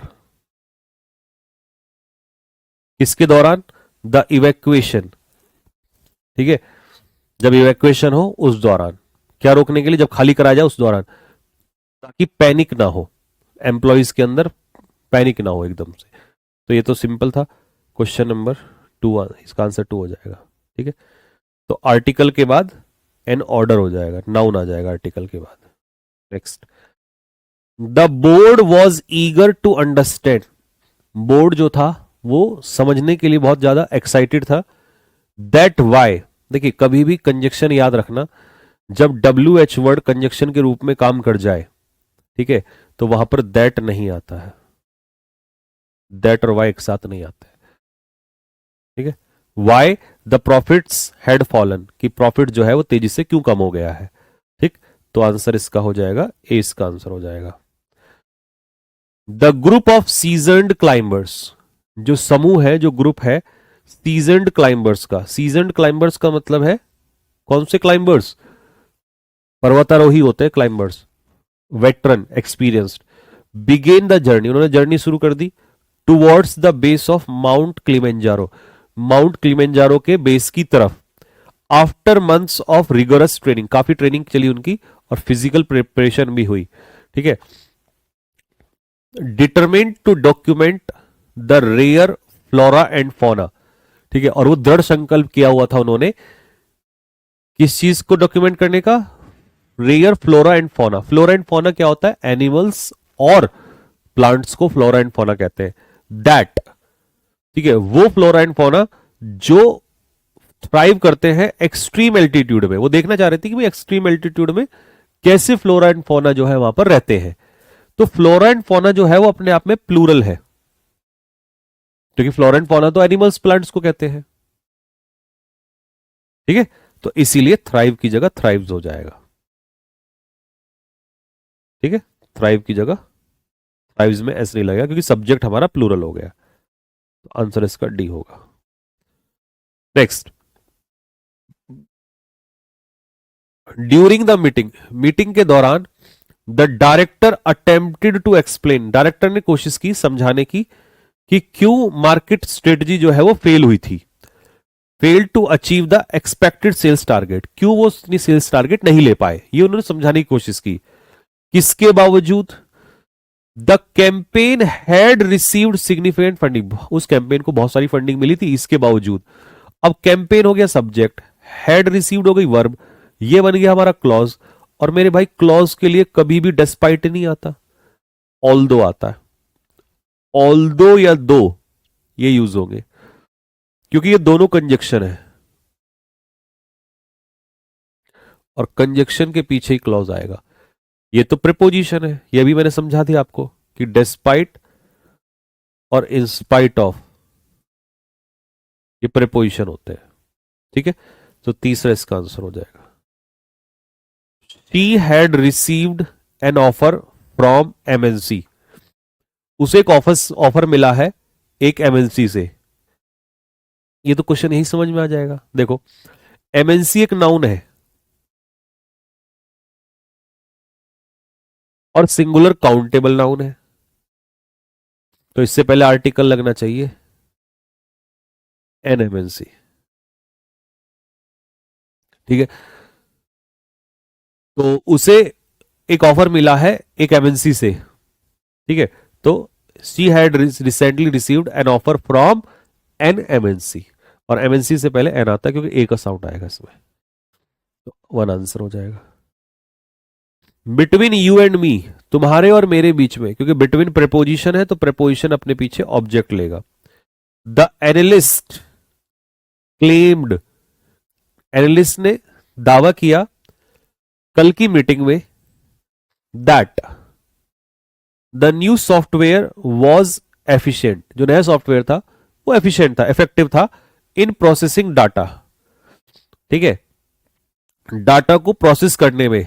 Then किसके कंपैरिजन में? What the previous version could ever be, जो प्रीवियस वर्जन था वो कर सकता था, इससे ज्यादा इफेक्टिव था कौन सा? पिछले वाला, ये वाला जो मतलब अभी आया है। तो यार देन का मतलब तो कंपैरिजन हो रहा है, अब कंपैरिजन में देन अकेला नहीं आ सकता। तो the new software was more efficient, more efficient आएगा। जो नया सॉफ्टवेयर है वो ज्यादा एफिशिएंट है डाटा को प्रोसेस करने में। किसके कंपैरिजन में? जो नया, जो पुराने वाला है उसके कंपैरिजन में। तो यहां पर बिना मोर के, क्योंकि देखो जब देन आ गया तो कंपैरेटिव डिग्री बनेगा। अब मान लो मैंने कह दिया ब्यूटीफुल, कि ये वाला डाटा ज्यादा सुंदर है, ब्यूटीफुल देन थोड़ी हो जाएगा, मोर ब्यूटीफुल देन। तो ऐसे ही मोर एफिशिएंट देन, तो 20 का आंसर हो जाएगा। After several round of debate, काफी लंबे समय डिबेट चला, उसके बाद कमेटी ने डिसाइड किया, क्या डिसाइड किया? Neither to extend the deadline any further, ना तो डेडलाइन को फर्दर एक्सटेंड करेंगे, नॉर टू, अब देखो नाइदर नॉर दोनों पैरेललिज्म हो जाएगा, नॉर टू रिवाइज, और ना ही वो एलिजिबिलिटी क्राइटेरिया को रिवाइज करेंगे एप्लीकेंट्स के लिए। ठीक है, तो ये सीधा आंसर हो जाएगा इसका सी। अगला, the committee chairman who is known for, जो जाना जाता है किसके लिए? For being extremely punctual. ठीक है, for being extremely punctual, for being extremely punctual यानी कि बहुत ज्यादा पंक्चुअल होने के लिए। अराइव्ड अर्लियर देन, वो मुझसे पहले आया, टू द वेन्यू, वेन्यू पर, एंड एक्सप्लेन द गाइडलाइंस, और उसने गाइडलाइंस को समझाया अच्छे से, क्वाइट क्लियरली, कैसे समझाया? बहुत अच्छे से समझाया उसने। In all the new members,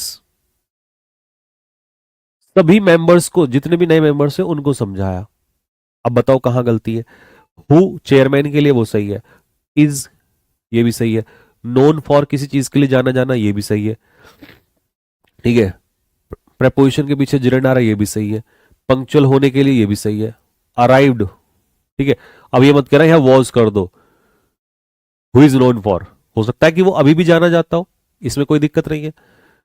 वो आया, आया कब, यानी कि कल की घटना होगी, पास्ट की घटना होगी, आया अर्लियर, पहले आ गया मुझसे, और उसने समझाया गाइडलाइंस, काफी अच्छे से समझाया सभी न्यू मेंबर्स को। देखो क्लियरली एक एडवर्ब है ना, एडवर्ब है। एक एडवर्ब की विशेषता दूसरा एडवर्ब भी बताता है, क्वाइट भी एक एडवर्ब है, यहां तो सही है। अब गलती क्या है, इनकी जगह टू आएगा, क्यों? एक्सप्लेन, लिख लेना ये चीज, एक्सप्लेन गाइडलाइंस मतलब समथिंग टू समवन, कोई चीज किसी को समझाना। तो मेरे भाई explain guidelines to the new members, D इसका करेक्ट आंसर होगा। बहुत बढ़िया। The supervisor wanted to find out, वो जानना चाहता था, why was, W H word के बाद आप हेल्पिंग वर्ब नहीं लगाओगे, क्योंकि यही तो कंजक्शन है, और कंजक्शन के बाद जब डब्ल्यू एच वर्ड कंजक्शन का काम करता है, सेंटेंस के मिडिल में होता है तो कंजक्शन का काम करता है, रिलेटिव एडवर्ब। ये इंटेरोगेटिव नहीं है, इंटेरोगेटिव शुरुआत में होता, तो रिपोर्ट के बाद आएगा, why the report was submitted, तो 20 का आंसर हो जाएगा। Next, the committee carefully examine the first three proposals, committee subject हो गया, एग्जामिन वर्ब हो गई, कैसे एग्जामिन किया, केयरफुली एडवर्ब हो गया, पहले तीन प्रपोजल्स को एग्जामिन किया, क्योंकि उनमें से प्रत्येक ने हाईलाइट किया एक डिफरेंट ऑपरेशनल रिस्क, एक डिफरेंट ऑपरेशनल रिस्क हाईलाइट किया, वो risk that could arise during implementation, एक ऐसा रिस्क जो आ सकता था इंप्लीमेंटेशन के दौरान। पढ़ लो जल्दी से फिर फटाफट।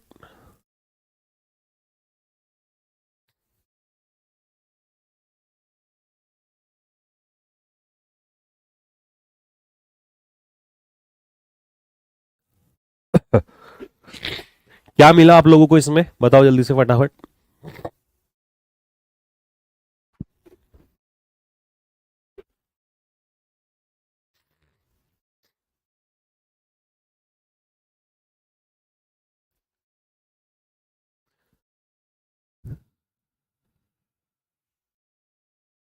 एक भाई कह रहा है कि सर कुड पास्ट है, ये भी पास्ट है, ये भी पास्ट है, तो अराइज की जगह अरोज होगा। मेरे भाई अराइज फर्स्ट फॉर्म होती है, base form, arose second form होती है, ठीक है, ये सेकंड फॉर्म होगी। अब तुम मुझे एक बात बताओ, कुड यहां पर मॉडल है, क्या प्रेजेंट हो या पास्ट हो ये फर्क नहीं पड़ता, या कभी ऐसा हो सकता है कि मॉडल के पीछे सेकंड फॉर्म आए?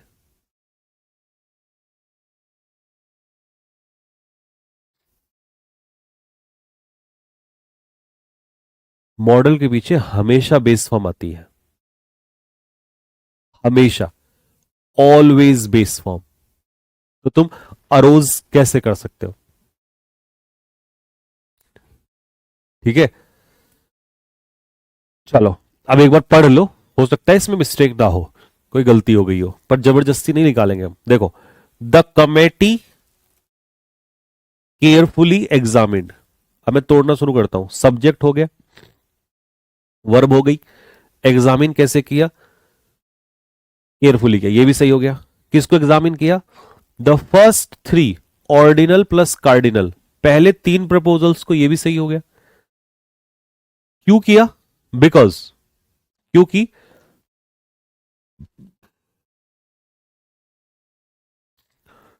ईच ऑफ देम, उनमें से प्रत्येक, ये जो तीन प्रपोजल थे उनमें से प्रत्येक हाईलाइटेड, प्रत्येक ने हाईलाइट किया अ डिफरेंट ऑपरेशनल रिस्क, एक डिफरेंट ऑपरेशनल रिस्क जो है हाईलाइट किया। कौन सा रिस्क? दैट कुड अराइज, जो रिस्क आ सकता था ड्यूरिंग इंप्लीमेंटेशन, इंप्लीमेंटेशन के दौरान। कोई एरर नहीं है, कोई एरर नहीं है, कोई एरर नहीं है बेटा इसमें। ठीक है, एक भैया कह रहा है,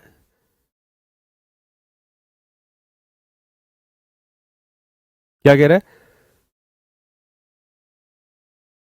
ना ना, पॉसिबल ही नहीं है। बी तो पॉसिबल, बी में तो कुछ है ही नहीं। हाइलाइट्स मत कर देना, ये कोई फैक्ट नहीं है कि प्रेजेंट में होगा, ये तो एक वो स्टेटमेंट है जो पास्ट में था, उसी की बात हो रही है। ठीक है, रिस्क यहां पर नाउन है। कैसा रिस्क? Different risk. कैसा रिस्क? Operational risk. ये तो दोनों एडजेक्टिव क्वालिफाई करेंगे रिस्क को, तो डिफरेंटली भी मत कर देना, अ डिफरेंट ऑपरेशनल रिस्क। ठीक है, तो इसमें कोई प्रॉब्लम नहीं है, ये बाय मिस्टेक इसमें जो एरर होना था वो छूट गया है, तो दैट इज नो एरर। ठीक है, नो एरर। चलो जी, अगले क्वेश्चन पे आ जाओ। The supervisor became, the supervisor became furious. ठीक है, सुपरवाइजर गुस्से में आ गया, फ्यूरियस का मतलब है angry. The supervisor became angry. Became एक ऐसी वर्ब है, बिकेम कह दो या बिकम कह दो, जो अपने पीछे एडवर्ब नहीं लेती, ये एडजेक्टिव लेता है। ये रूड वर्ब्स होती है, ये एडजेक्टिव लेती है, जैसे टेस्ट, फील, स्मेल। ठीक है, बी, है ना, तो ये अपने पीछे एडजेक्टिव लेती है। बी तो पता ही है, is M R was were. ठीक, अच्छा जी, the supervisor became furious, furious हो गया एडजेक्टिव। कितना फ्यूरियस? Fairlie furious. अब देखिए, फ्यूरियस जो है वो अनप्लीजेंट एडजेक्टिव है, अनप्लीजेंट एडजेक्टिव। और इससे पहले कभी भी फेयरली नहीं आता, रादर आता है। फेयरली के साथ आता है प्लीजेंट एडजेक्टिव, प्लीजेंट एडजेक्टिव। जैसे हम कहते हैं फेयरली ब्यूटीफुल, काफी हद तक सुंदर है, वो प्लीजेंट एडजेक्टिव होता है। ठीक है, तो यहां पर फेयरली की जगह रैदर आएगा, ए इसका करेक्ट आंसर हो जाएगा। Next, he is undoubtedly one of those charismatic leaders, उन नेताओं में से है वो। वन ऑफ के बाद प्लूरल नाउन, बिल्कुल सही है। रिलेटिव प्रोनाउन से पहले प्लूरल है, तो यहां पर हैव भी सही है। हु, वो नेता जिनके अंदर है ability to inspire a room, एक रूम जो कि लोगों से भरा है, ऐसे रूम को, मतलब ऐसे लोगों को इंस्पायर करने की एबिलिटी, विदाउट सेइंग, अटरिंग का मतलब है सेइंग अ सिंगल वर्ड, बिना कुछ शब्द कहे, रिलाइंग सोलली ऑन। देखो, रिलाई के पीछे प्रेपोजिशन आती है ऑन, मतलब कुछ भी नहीं कहेंगे, बिना कुछ कहे ही वो दूसरों को इंप्रेस करेंगे, बस किसके ऊपर डिपेंड रहेंगे? Solely on his commanding presence और रेपुटेशन, अपनी रेपुटेशन और अपनी प्रेजेंस के दम पर। तो रिलाय सोलली मतलब कंप्लीटली ऑन समथिंग, तो आंसर इसका होगा C. The novel which explores the intricacies of post war Europe, जो पोस्ट वॉर यूरोप था उसकी जितनी भी कॉम्प्लेक्सिटीज थी, जितनी भी इंट्रिकेसीज थी, ये नोवेल उनको क्या करता है? एक्सप्लोर करता है, यानी कि वो सारी चीजें इस नोवेल के अंदर है।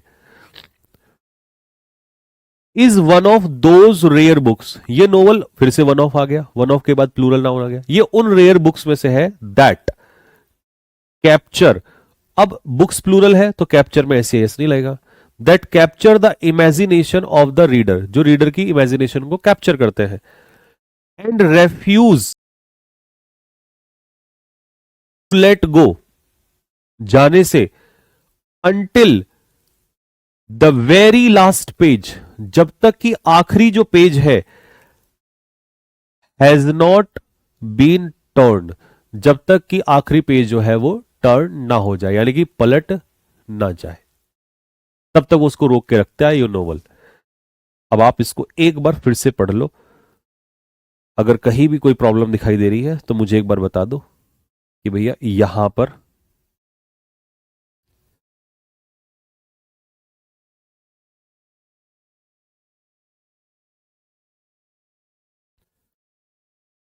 बताइए, मिला कुछ इसमें आप लोगों को?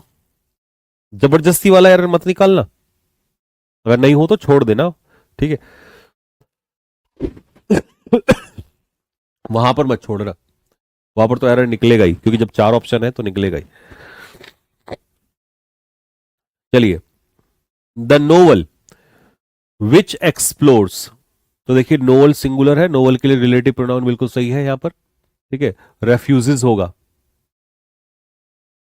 अभी बताते हैं, नॉट नहीं आएगा, ठीक है। जो एक्सप्लोर करता है नोवल के लिए, एक्सप्लोर लगा, एस लगाना सही है। द एक्सप्लोर किसको करता है, ये तो ऑब्जेक्ट हो गया, इंट्रीकेशीज, किसकी इंट्रीकेशीज, पोस्ट वॉर यूरोप की, हटा दो ये सब ऑब्जेक्ट आ गया। ये जो नोवल है इज, ये भी सही है, one of those rare books, one of के बाद ये भी सही है, यहां तक तो हटा दो, सारा सही है, ये उन रेयर बुक्स में से है। अब बुक्स के लिए रिलेटिव प्रोनाउन दैट भी सही है, दैट कैप्चर, क्योंकि बुक्स प्लूरल है तो प्लूरल के हिसाब से कैप्चर यहां पर सही है, वो रेयर बुक्स जो रीडर की इमेजिनेशन को क्या करती है, कैप्चर करती है। एंड, और वही बुक्स रेफ्यूज करती है, मना करती है, तो इन्हीं बुक्स के लिए, क्योंकि एंड से जुड़ रहा है तो यहां पर वर्ब की बेस फॉर्म है, तो यहां पर भी वर्ब की बेस फॉर्म है। एंड रेफ्यूज, और रोकती है, मना करती है, refuse to let go, refuse to let go, और वो मना करती है मतलब अलाउ ही नहीं करती है जाने के लिए, रीडर चिपका रहता है, और लेट अपने पीछे वर्ब की बेस फॉर्म लेता है, लेट के पीछे बेस फॉर्म आती है तो लेट गो ही होगा, और रेफ्यूज के पीछे इन्फिनेटिव आता है, रेफ्यूज के पीछे इन्फिनेटिव आता है, टू प्लस वर्ब की फर्स्ट फॉर्म, तो ये भी सही है। तो वो जाने ही नहीं देती, कब तक, until the very last page, ठीक है, until the very last page, जब तक आखिरी पेज जो है हैज नॉट बीन टर्न्ड, जब तक कि आखिरी पेज जो है वो पलट नहीं दिया जाता। इसका मतलब, इसका मतलब यह हुआ कि ये एक फैक्ट बताया गया है एक नोवेल के बारे में, एक नोवेल के बारे में एक फैक्ट बताया गया है, और जब कोई फैक्ट बताया गया हो तो वो प्रेजेंट इंडेफिनिट में रहता है, प्रेजेंट इंडेफिनिट, ठीक है। और प्रेजेंट इंडेफिनिट के लिए आप यहां पर until the last page is not, until the last page is turned, fourth answer होगा। नॉट क्यों हटाया मैंने, बताओ? क्योंकि जब तुम अंटिल से सेंटेंस स्टार्ट करते हो, जब तुम अंटिल को कंजक्शन के रूप में रखते हो और उसके बाद कोई क्लॉज यूज करते हो, तो अंटिल के बाद वाले क्लॉज में नॉट नहीं आता, क्योंकि वो खुद ही निगेटिव है, और ये कंजक्शन है, यहां पर अंटिल जो है कंजक्शन है, क्योंकि द वेरी लास्ट पेज ये तो सब्जेक्ट हो जाएगा। भाई वेरी और लास्ट तो क्या है, वेरी और लास्ट क्या है, ये तो क्वालिफाई कर रहे हैं ना, ये तो किसको क्वालिफाई कर रहे हैं, पेज को, तो ये तो सब्जेक्ट हो गया। Until the very last page, जब तक कि वो आखिरी पन्ना जो है इज नॉट टर्न, ठीक है, वो नहीं पलट दिया जाता। तो एक तो इसमें क्या होगा, नॉट हटेगा, प्लस इसमें इज भी हटे, वो भी हटेगा, क्योंकि ये एक स्टेटमेंट है किसी चीज के बारे में, ठीक है। शानदार क्वेश्चन था, शानदार, एक एक क्वेश्चन मतलब दिमाग को हिलाने वाला क्वेश्चन। हाँ, हो सकता है कुछ बच्चों के लिए ना लगे, मैं तो कहता हूं ना ही लगे तो अच्छा है, तो पेपर बहुत अच्छा जाएगा। 28,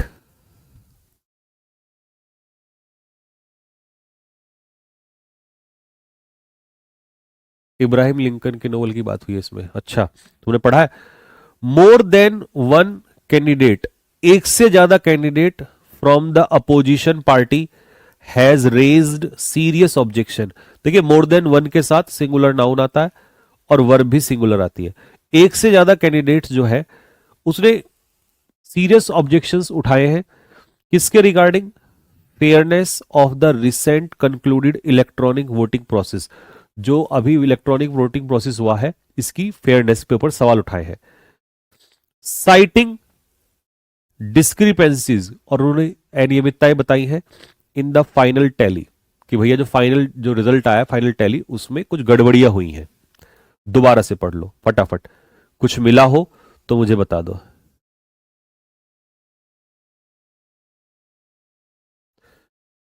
हालांकि एरर मिल जाना चाहिए था इतनी देर में, मैं फिर से आ रहा हूं एक बार। मोर देन वन के साथ सिंगुलर नाउन आता है, सही है।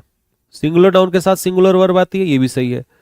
रेज्ड ट्रांजिटिव वर्ब है तो इसके पीछे ऑब्जेक्ट आ जाएगा कंसर्न्स, कंसर्न उठाना। राइज मत कर देना, राइज इंट्रांजिटिव वर्ब होती है, राइज के पीछे कभी ऑब्जेक्ट नहीं आता। अगर यहां पर ऑब्जेक्ट है तो रेज ही स्टार्ट होगा, मतलब रेज ही लगेगा। ठीक है, रेज का इस्तेमाल करेंगे।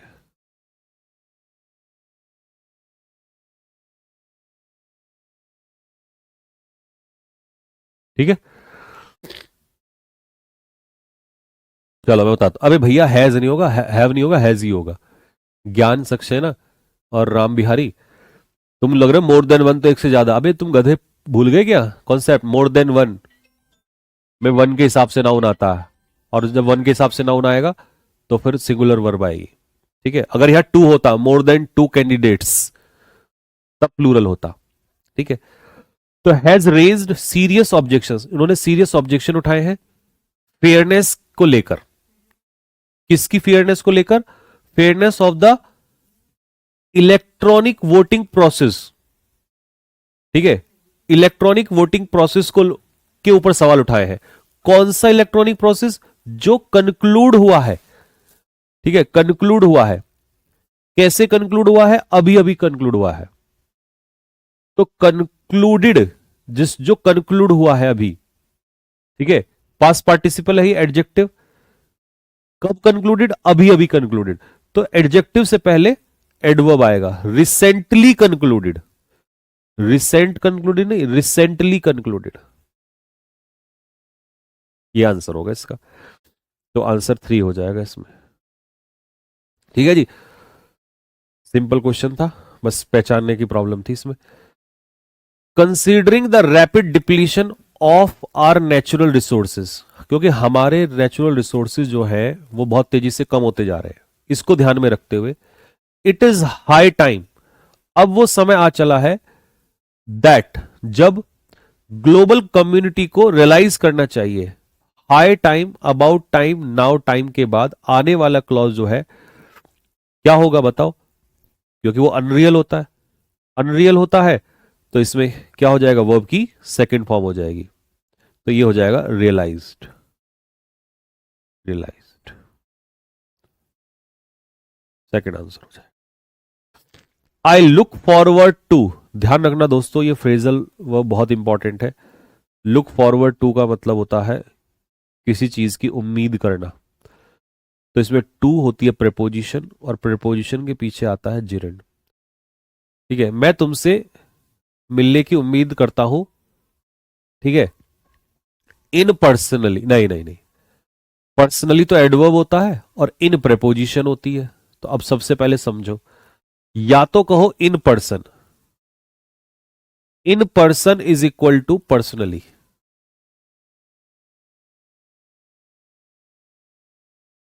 दोनों का एक ही मतलब होता है, याद रखना आगे से। या तो यहां पे होता I look forward to meeting you, मैं तुमसे मिलने का इंतजार कर रहा हूं पर्सनली, क्योंकि वर्ब को फिर पर्सनली एडवर्ब क्वालिफाई करता है। या इन पर्सन कह दो, उसका भी वही मतलब होता है।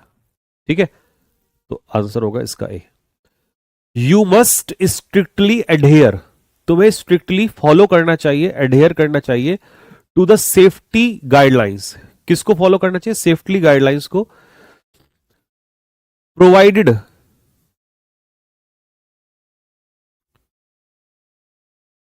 जो गाइडलाइंस तुम्हें प्रोवाइड की गई है, लेस्ट नहीं तो you should injure yourself, तुम खुद को इंजर कर लोगे, चोट पहुंचा लोगे।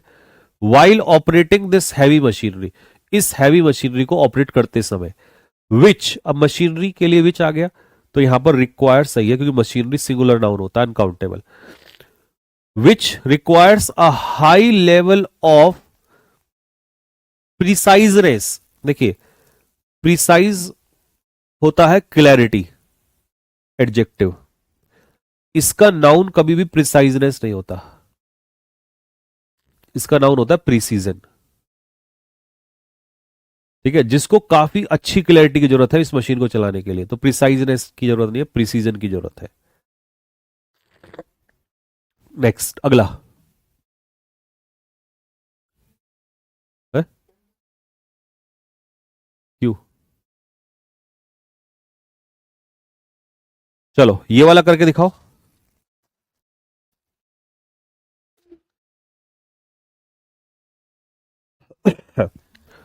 The strict headmaster,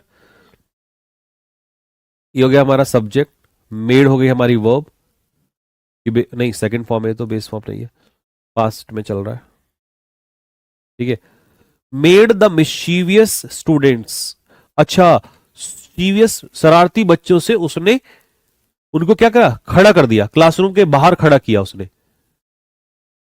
he made me cried, और क्राई, ये हो गई हमारी फाइनाइट वर्ब, और इसके पीछे नॉन फाइनाइट आता है बेस फॉर्म, एक्टिव वॉइस में बेस फॉर्म आता है। ये नहीं कि ये पास्ट है तो इसको भी पास्ट कर दूंगा, तो स्टैंड आएगा। तो उस हेडमास्टर ने बच्चों को खड़ा किया, तो ए इसका आंसर होगा।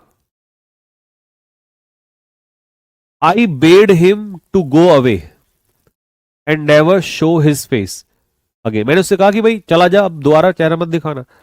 याद रखना दोस्त, जो बेड है ना, बेड जैसे लेट, ये भी अपने पीछे वर्ब की बेस फॉर्म लेता है, बेयर इन्फिनेटिव, मतलब टू नहीं आता, और ये भी अपने पीछे वर्ब की बेस फॉर्म लेता है।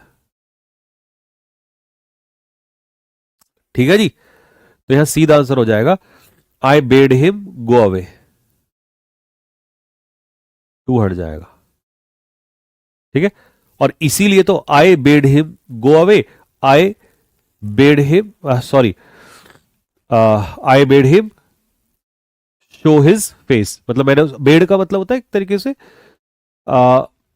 मना कर देना। ठीक है भाई, मतलब लास्ट जब आप कहते हैं कि मैंने उसको गुड बाय कह दिया, तो मैंने उसको कहा कि भाई यहां से चला जा, और नेवर शो, बेड का मतलब होता है कि कोई चीज विदाई करना, कहना, कि मैंने उससे कहा यहां से चला जा, एंड नेवर शो, और मुझे कभी मत दिखाना। फॉरबेड मना करना होता है जैसे, ऐसे बेड मतलब किसी को बाय कहना, ठीक है, कि यहां से चला जा और मुझे कभी अपना चेहरा मत दिखाना। ठीक है, तो उसने कहा I bade him go away, मैंने उसे कहा जा चला जा। ठीक है, I bade him never show his face, कि भाई अपना कभी चेहरा मत दिखाना। तो बेड के साथ यहां पर आ गया गो, और बेड के साथ यहां पर आ गया शो, दोनों तरफ बेयर इन्फिनेटिव आएगा। ठीक, वन आंसर होगा। If you were granted the power, if अगर तुम्हें पावर मिल गई होती तो change one event in history, इतिहास में एक इवेंट चेंज करने की, would you choose to prevent a major war, क्या तुम एक मेजर वॉर को रोकते, और एक्सिलरेट अ साइंटिफिक डिस्कवरी, या एक साइंटिफिक डिस्कवरी को एक्सिलरेट करते। देखिए, इफ वो के बाद वर प्लस V3, इसका मतलब ये अनरियल एक्शन है, और अनरियल एक्शन में वर प्लस V3 इधर सही है, और यहां पर वुड प्लस V1 सही है। लेकिन उसने choice they the, would you choose, क्या तुम, अब वुड के साथ चूज सही है बेस फॉर्म, क्या तुम ये चीज चूज करते, और या एक्सिलरेट करते, तो वुड के हिसाब से चूज और वुड के हिसाब से एक्सिलरेट, इन दोनों में से एक आएगा। ठीक है, तो फोर्थ इसका आंसर हो जाएगा। If the allegations were substantiated, ठीक है, अगर एलिगेशंस जो है वो प्रूव हो गई होती, ठीक है, एड, सब्सटेंशिएट का मतलब वेरीफाई, सॉरी, सब्सटेंशिएट का मतलब वेरीफाइड। तो अगर एलिगेशंस जो है वो वेरीफाई हो गए होते एंड प्रोसीजरल लैप्सेस, और जो उनमें जो कमियां हैं वो प्रूव हो गई होती, तो दोनों एंड से जुड़े हैं, तो देखो वॉजवर के बाद थर्ड फॉर्म और वॉजवर के बाद थर्ड फॉर्म। लेकिन बेटा प्रूव की जो फॉर्म होती है ना, प्रूव की, वो होती है प्रूव्ड, और ये भी प्रूव्ड होती है। प्रूवन जो होता है, प्रूवन, ये पास पार्टिसिपल एडजेक्टिव का काम करता है। प्रूवन फैक्ट, ठीक है, प्रूव हुए तथ्य। तो ये थर्ड फॉर्म नहीं होती प्रूवन, ये एडजेक्टिव होता है। थर्ड फॉर्म ये होती है प्रूव्ड। तो if the allegations were substantiated और if the allegations were proved, तो यहां पर प्रूव्ड आ जाता है। तो आंसर इसका हो जाएगा second. The CEO demanded, CEO ने डिमांड किया कि रिपोर्ट को सबमिट किया जाए बोर्ड के सामने, किया जाए। कौन सा मूड आ गया, देखते कर दिया होगा, प्रेजेंट सब्जंक्टिव मूड। और इसमें हम लोग भले ही यहां पर डिमांडेड लिखा है, कोई फर्क नहीं पड़ रहा, ठीक है, और ये पैसिव में भी है तो बी लगेगा, इज नहीं लगेगा। अगर सब्जेक्टिव मूड ना होता तो रिपोर्ट इज सबमिटेड, मतलब रिपोर्ट सबमिट की जाती है, बट की नहीं जाती है। वो कह रहा है कि रिपोर्ट सबमिट की जाए, ऐसा उन्होंने मांग की है। तो आंसर इसका होगा वन, वन आंसर होगा।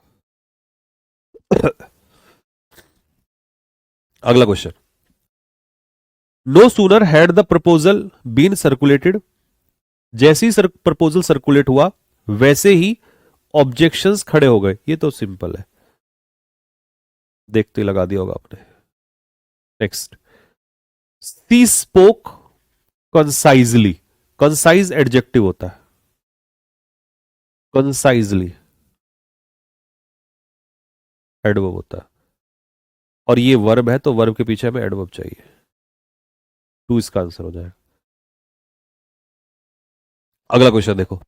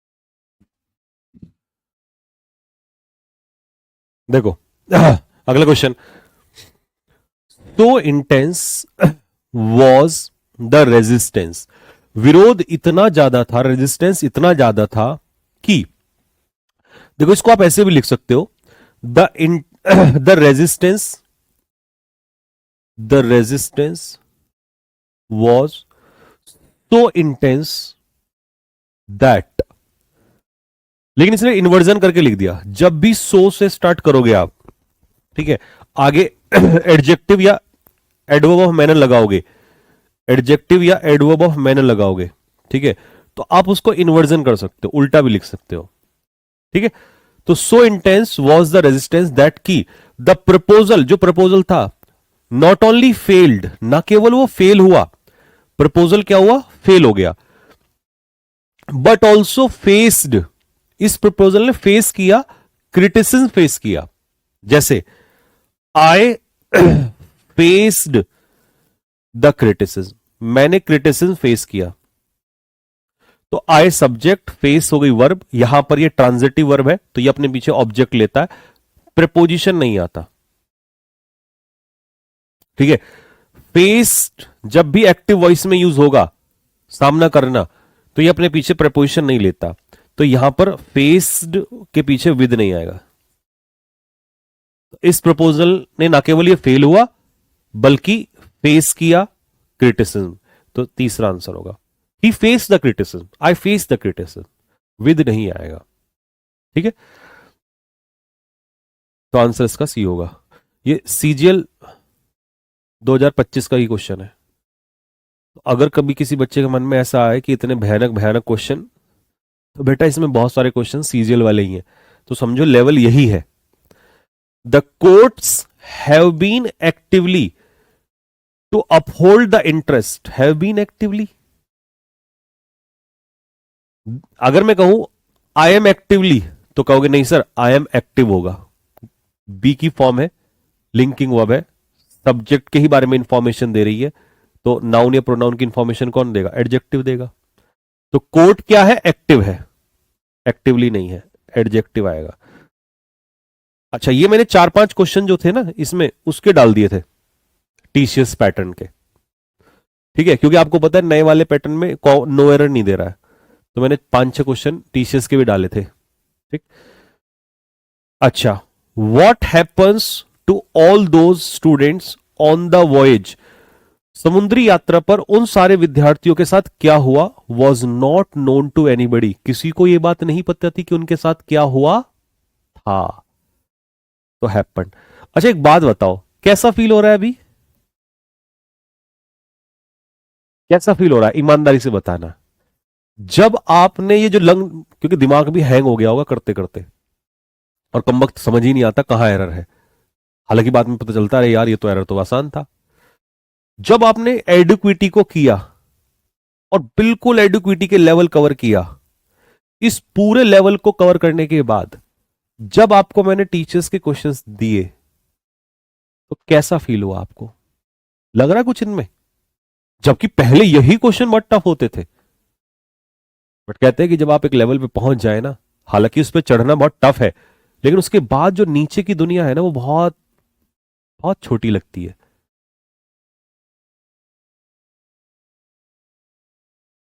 और ये सब में होगा। अब मैं लेवल वो कैब का बढ़ा रहा हूं तो देखना टीसीएस के वो कैब आपको पसंद ही नहीं आते, होमोनियम्स कराऊंगा उसके बाद टीसीएस वाले होमोनियम एक्सेप्ट एक्सेप्ट साइट साइट ये पसंद ही नहीं आएंगे। एक्टिव पैसिव का नरेशन का लेवल इतना टफ करा रखा आपको मैंने प्री में भी, मेंस में जिस दिन क्लास लूंगा वो वाले पसंद ही नहीं आएंगे। रीडिंग कॉम्प्रिहेंशन में मैंने शीट्स जिस लेवल की दी है, बस इसमें अभी क्या बचा हुआ है, एक इस बैच में अभी छोटी सी चीज बची है कि आपकी वीडियोस आनी बाकी है। जिस दिन रीडिंग कॉम्प्रिहेंशन की अभी वीडियोस आ जाएंगी आपको दे दूंगा, उसके बाद आप टॉप कैटेगरी में आओगे, टॉप कैटेगरी में खत्म सिरदर्दी। उसके बाद द ट्रस्ट हैज सक्सीडेड कमेंडेबली, ये ट्रस्ट जो है वो सफल हुआ है, इन किस चीज में सफल हुआ है, succeed in doing what, in raising money. अच्छा राइज इन ट्रांजिटिव वर्ब होता है, इसके पीछे कोई ऑब्जेक्ट नहीं होता, और रेज ट्रांजिटिव वर्ब होता है, इसके पीछे ऑब्जेक्ट आता है, ठीक है। तो पैसा उगाने में फॉर इट्स अपकमिंग प्रोग्राम, अपने अपकमिंग प्रोग्राम के लिए, नो एरर, कोई एरर ही नहीं है इसमें, कहीं भी एरर नहीं दिख रहा है। उसका स्पीच जज किया गया बाद कईयों के द्वारा, बहुत सारे लोगों के द्वारा, कैसे, as one of the most imperative vocalizations, क्योंकि वन ऑफ के बाद प्लूरल नाउन आता है, देखते ही मार रहे होंगे, है कुछ, क्योंकि यही क्वेश्चंस पहले पकड़े नहीं जाते थे, यही लंबे लंबे लगते थे।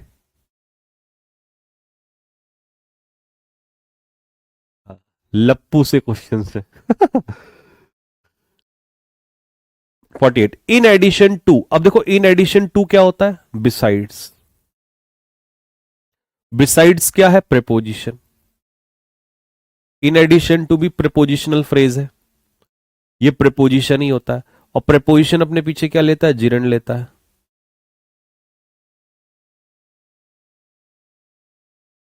ए इसका आंसर हो जाएगा। लप्पू से क्वेश्चंस। डेस्पाइट बीइंग ट्राइड, देखो डेस्पाइट के पीछे बीइंग भी आ गया, ट्राइड भी आ गया, सीधा डेस्पाइट के पीछे लगा दो।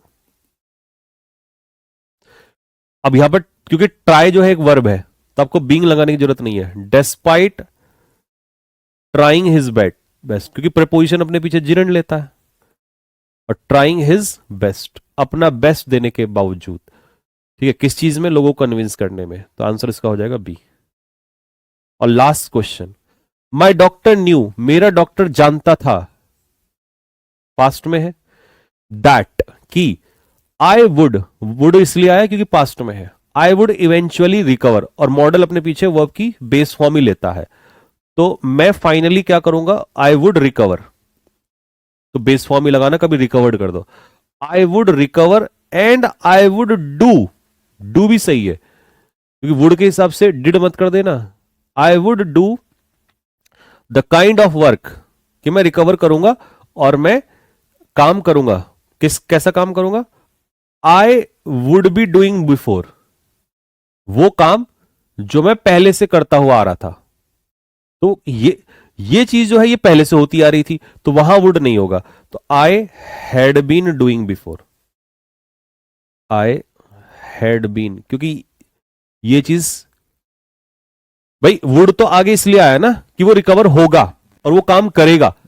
कौन सा, जो वो करता हुआ आ रहा था पीछे से, तो वहां हैड बीन आ जाएगा।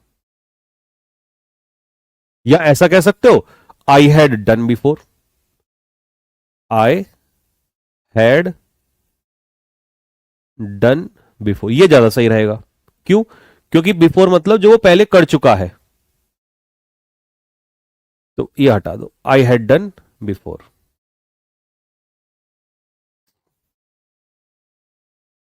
रौनक ने कहा है सर इसके साथ कुछ क्वेश्चंस की एक और शीट प्रोवाइड करा दीजिए, बहुत अच्छे क्वेश्चंस हैं। खाओ मां कसम। 38 में वुड यू क्यों आया,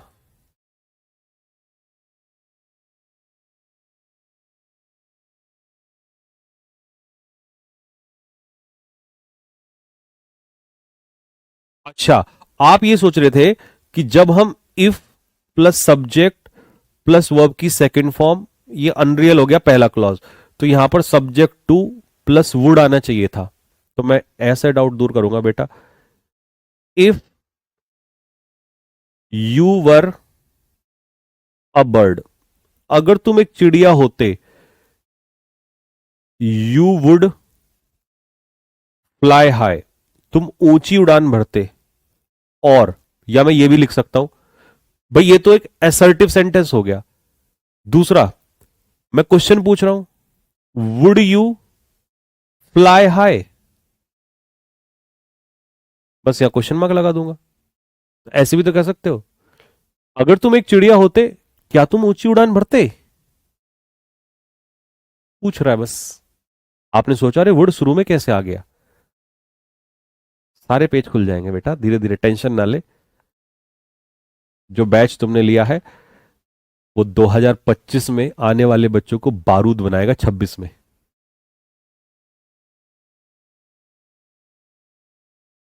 सर कल अनहैप्पी क्यों थे आप, please tell me. Shivanju, seriously sir बहुत हेल्प हो रही है इनसे। ठीक, अनहैप्पी नहीं था मैं एक्चुअल में। मैं देखो यार, क्योंकि 1 मिनट बात कर लेता हूं, वैसे तो मैं इस बैच में आप देखते हो बात करता नहीं हूं बिल्कुल भी। अनहैप्पी नहीं हूं, बस ये है कि मैं अपने दर्द इस समय किसी को दिखा नहीं सकता, किसी को नहीं दिखा सकता, सच्चाई ये है। ठीक है, और मैं एक ऐसा इंसान हूं कि जिसके ऊपर जिम्मेदारियां इतनी सारी हैं, लेकिन फिर भी मैं चुपचाप रहता हूं, बस उसको अपना मन में लेके रखता हूं।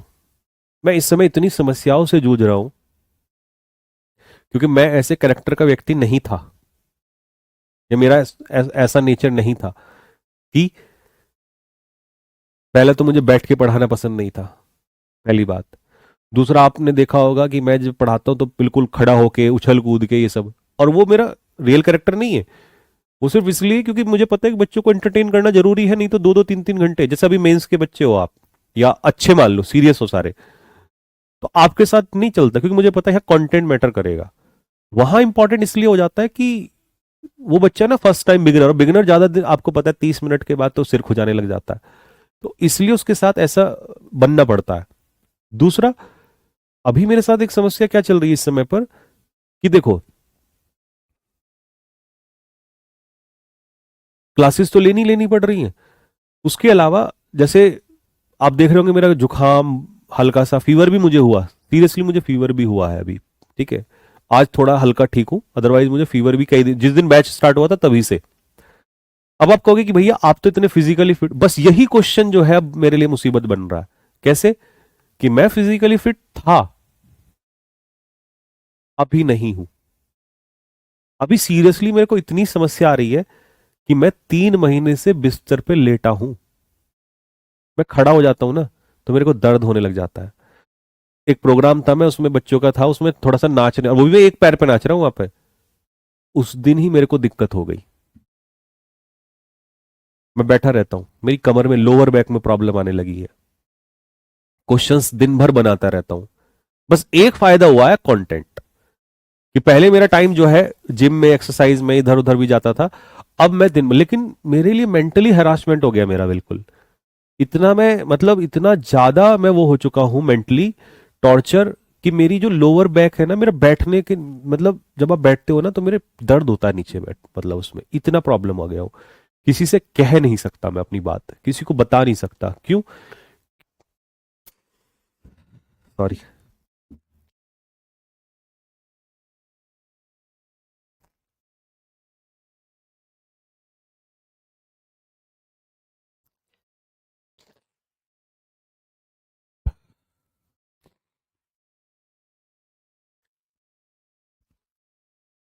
कोई नहीं, यही रखते हैं, फिर मिलेगा आप लोगों से कल। अच्छा,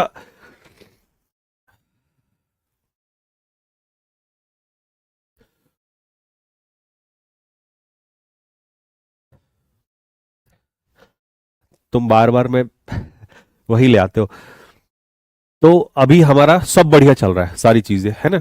कल की क्लास, अच्छा एक भाई कह रहा था कि सर एरर्स, हाँ ठीक है, मैं एरर्स डालता हूँ कुछ, बाकी 2-3 दिन बाद तो फिर लूंगा ही क्लास, ठीक है। तो अच्छे क्वेश्चंस बनाने में ना टाइम लगता है, तो मैं देखता हूँ, अभी बनवाता हूँ, है ना। मतलब क्वेश्चंस अभी इकट्ठा करके, और फिर उनको, क्योंकि ये चेंज, मतलब इनमें ना एक एक चीज डिजाइन करनी पड़ती है, बहुत मेहनत लगती है क्वेश्चंस में, तो मैं इनको तैयार करता हूँ, और मैं ये शीट आपको दूंगा। कल हम जो है क्या, अच्छा मैंने स्पेलिंग एरर्स के सारे क्वेश्चंस दे दिए, तो आप रिवाइज कर लेना उसको। क्लास मैंने 100 क्वेश्चंस की ही ली है, ठीक है, 100 क्वेश्चन की क्लास ली है। तो ये जो 100 क्वेश्चंस की क्लास है, ये बहुत, क्योंकि टफ थे, इसमें ना 60-70 क्वेश्चन और है टफ, कहोगे मैं उनको रिकॉर्डेड डाल दूंगा, और पीछे के तो वो है जो रिवाइज्ड है, क्योंकि मैंने ये ध्यान रखा कि यार अगर इजी आए ना तो भी तो बच्चों को आना चाहिए, और वो तो तुम्हें आता ही है, बट एक हल्का सा रिवीजन हो जाएगा अच्छे क्वेश्चंस का। हालांकि मैं अभी स्पेलिंग एरर की और एक क्लास भी लूंगा, लेकिन जो टफ वाले थे वो मैंने यहाँ रिकवर कर लिया है, ठीक है। अच्छा, एरर्स ये बढ़िया चल रहा है, सब कुछ वोकैब बढ़िया चल रहा है।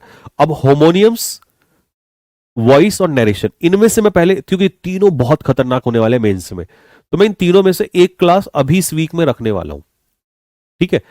कौन सी रखूं, ये आप मुझे कमेंट बॉक्स में बताइए।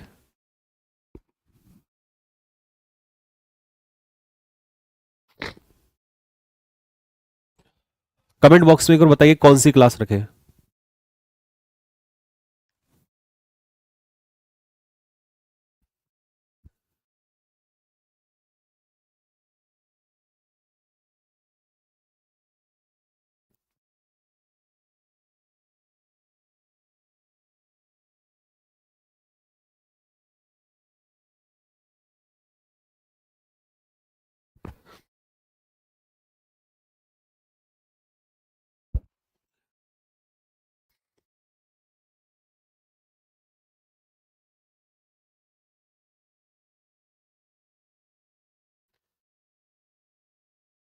होमोनियम्स।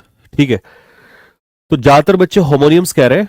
और देखो, अगर मैं होमोनियम्स तुम्हें सिर्फ वैसे वाले करा दूं, कौन से वाले, side side inside inside draw draw, ये सब आता है आपको, ठीक है। नहीं भी आता होगा तो इसकी तो एक पीडीएफ अलग से दे दूंगा रिवीजन के लिए, कर लो, ठीक है, इसकी जरूरत नहीं है अभी।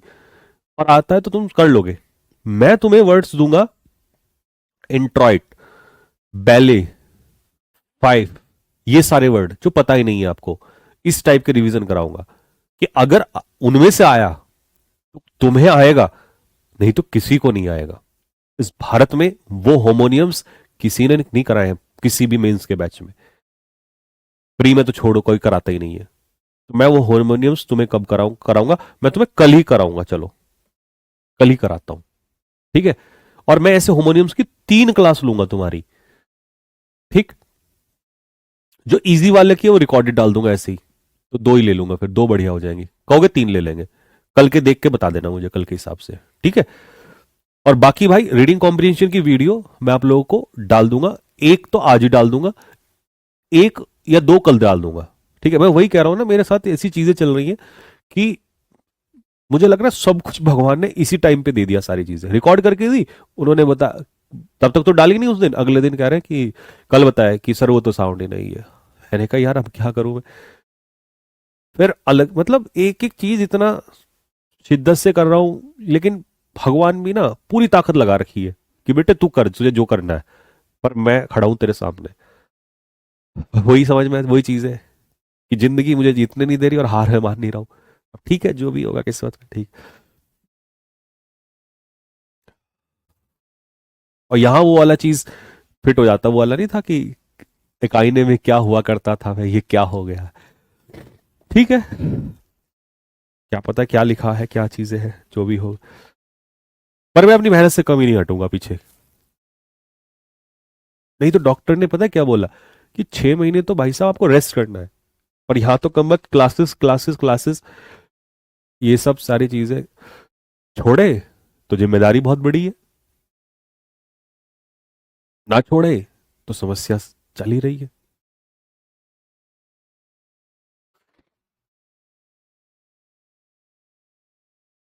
ठीक है,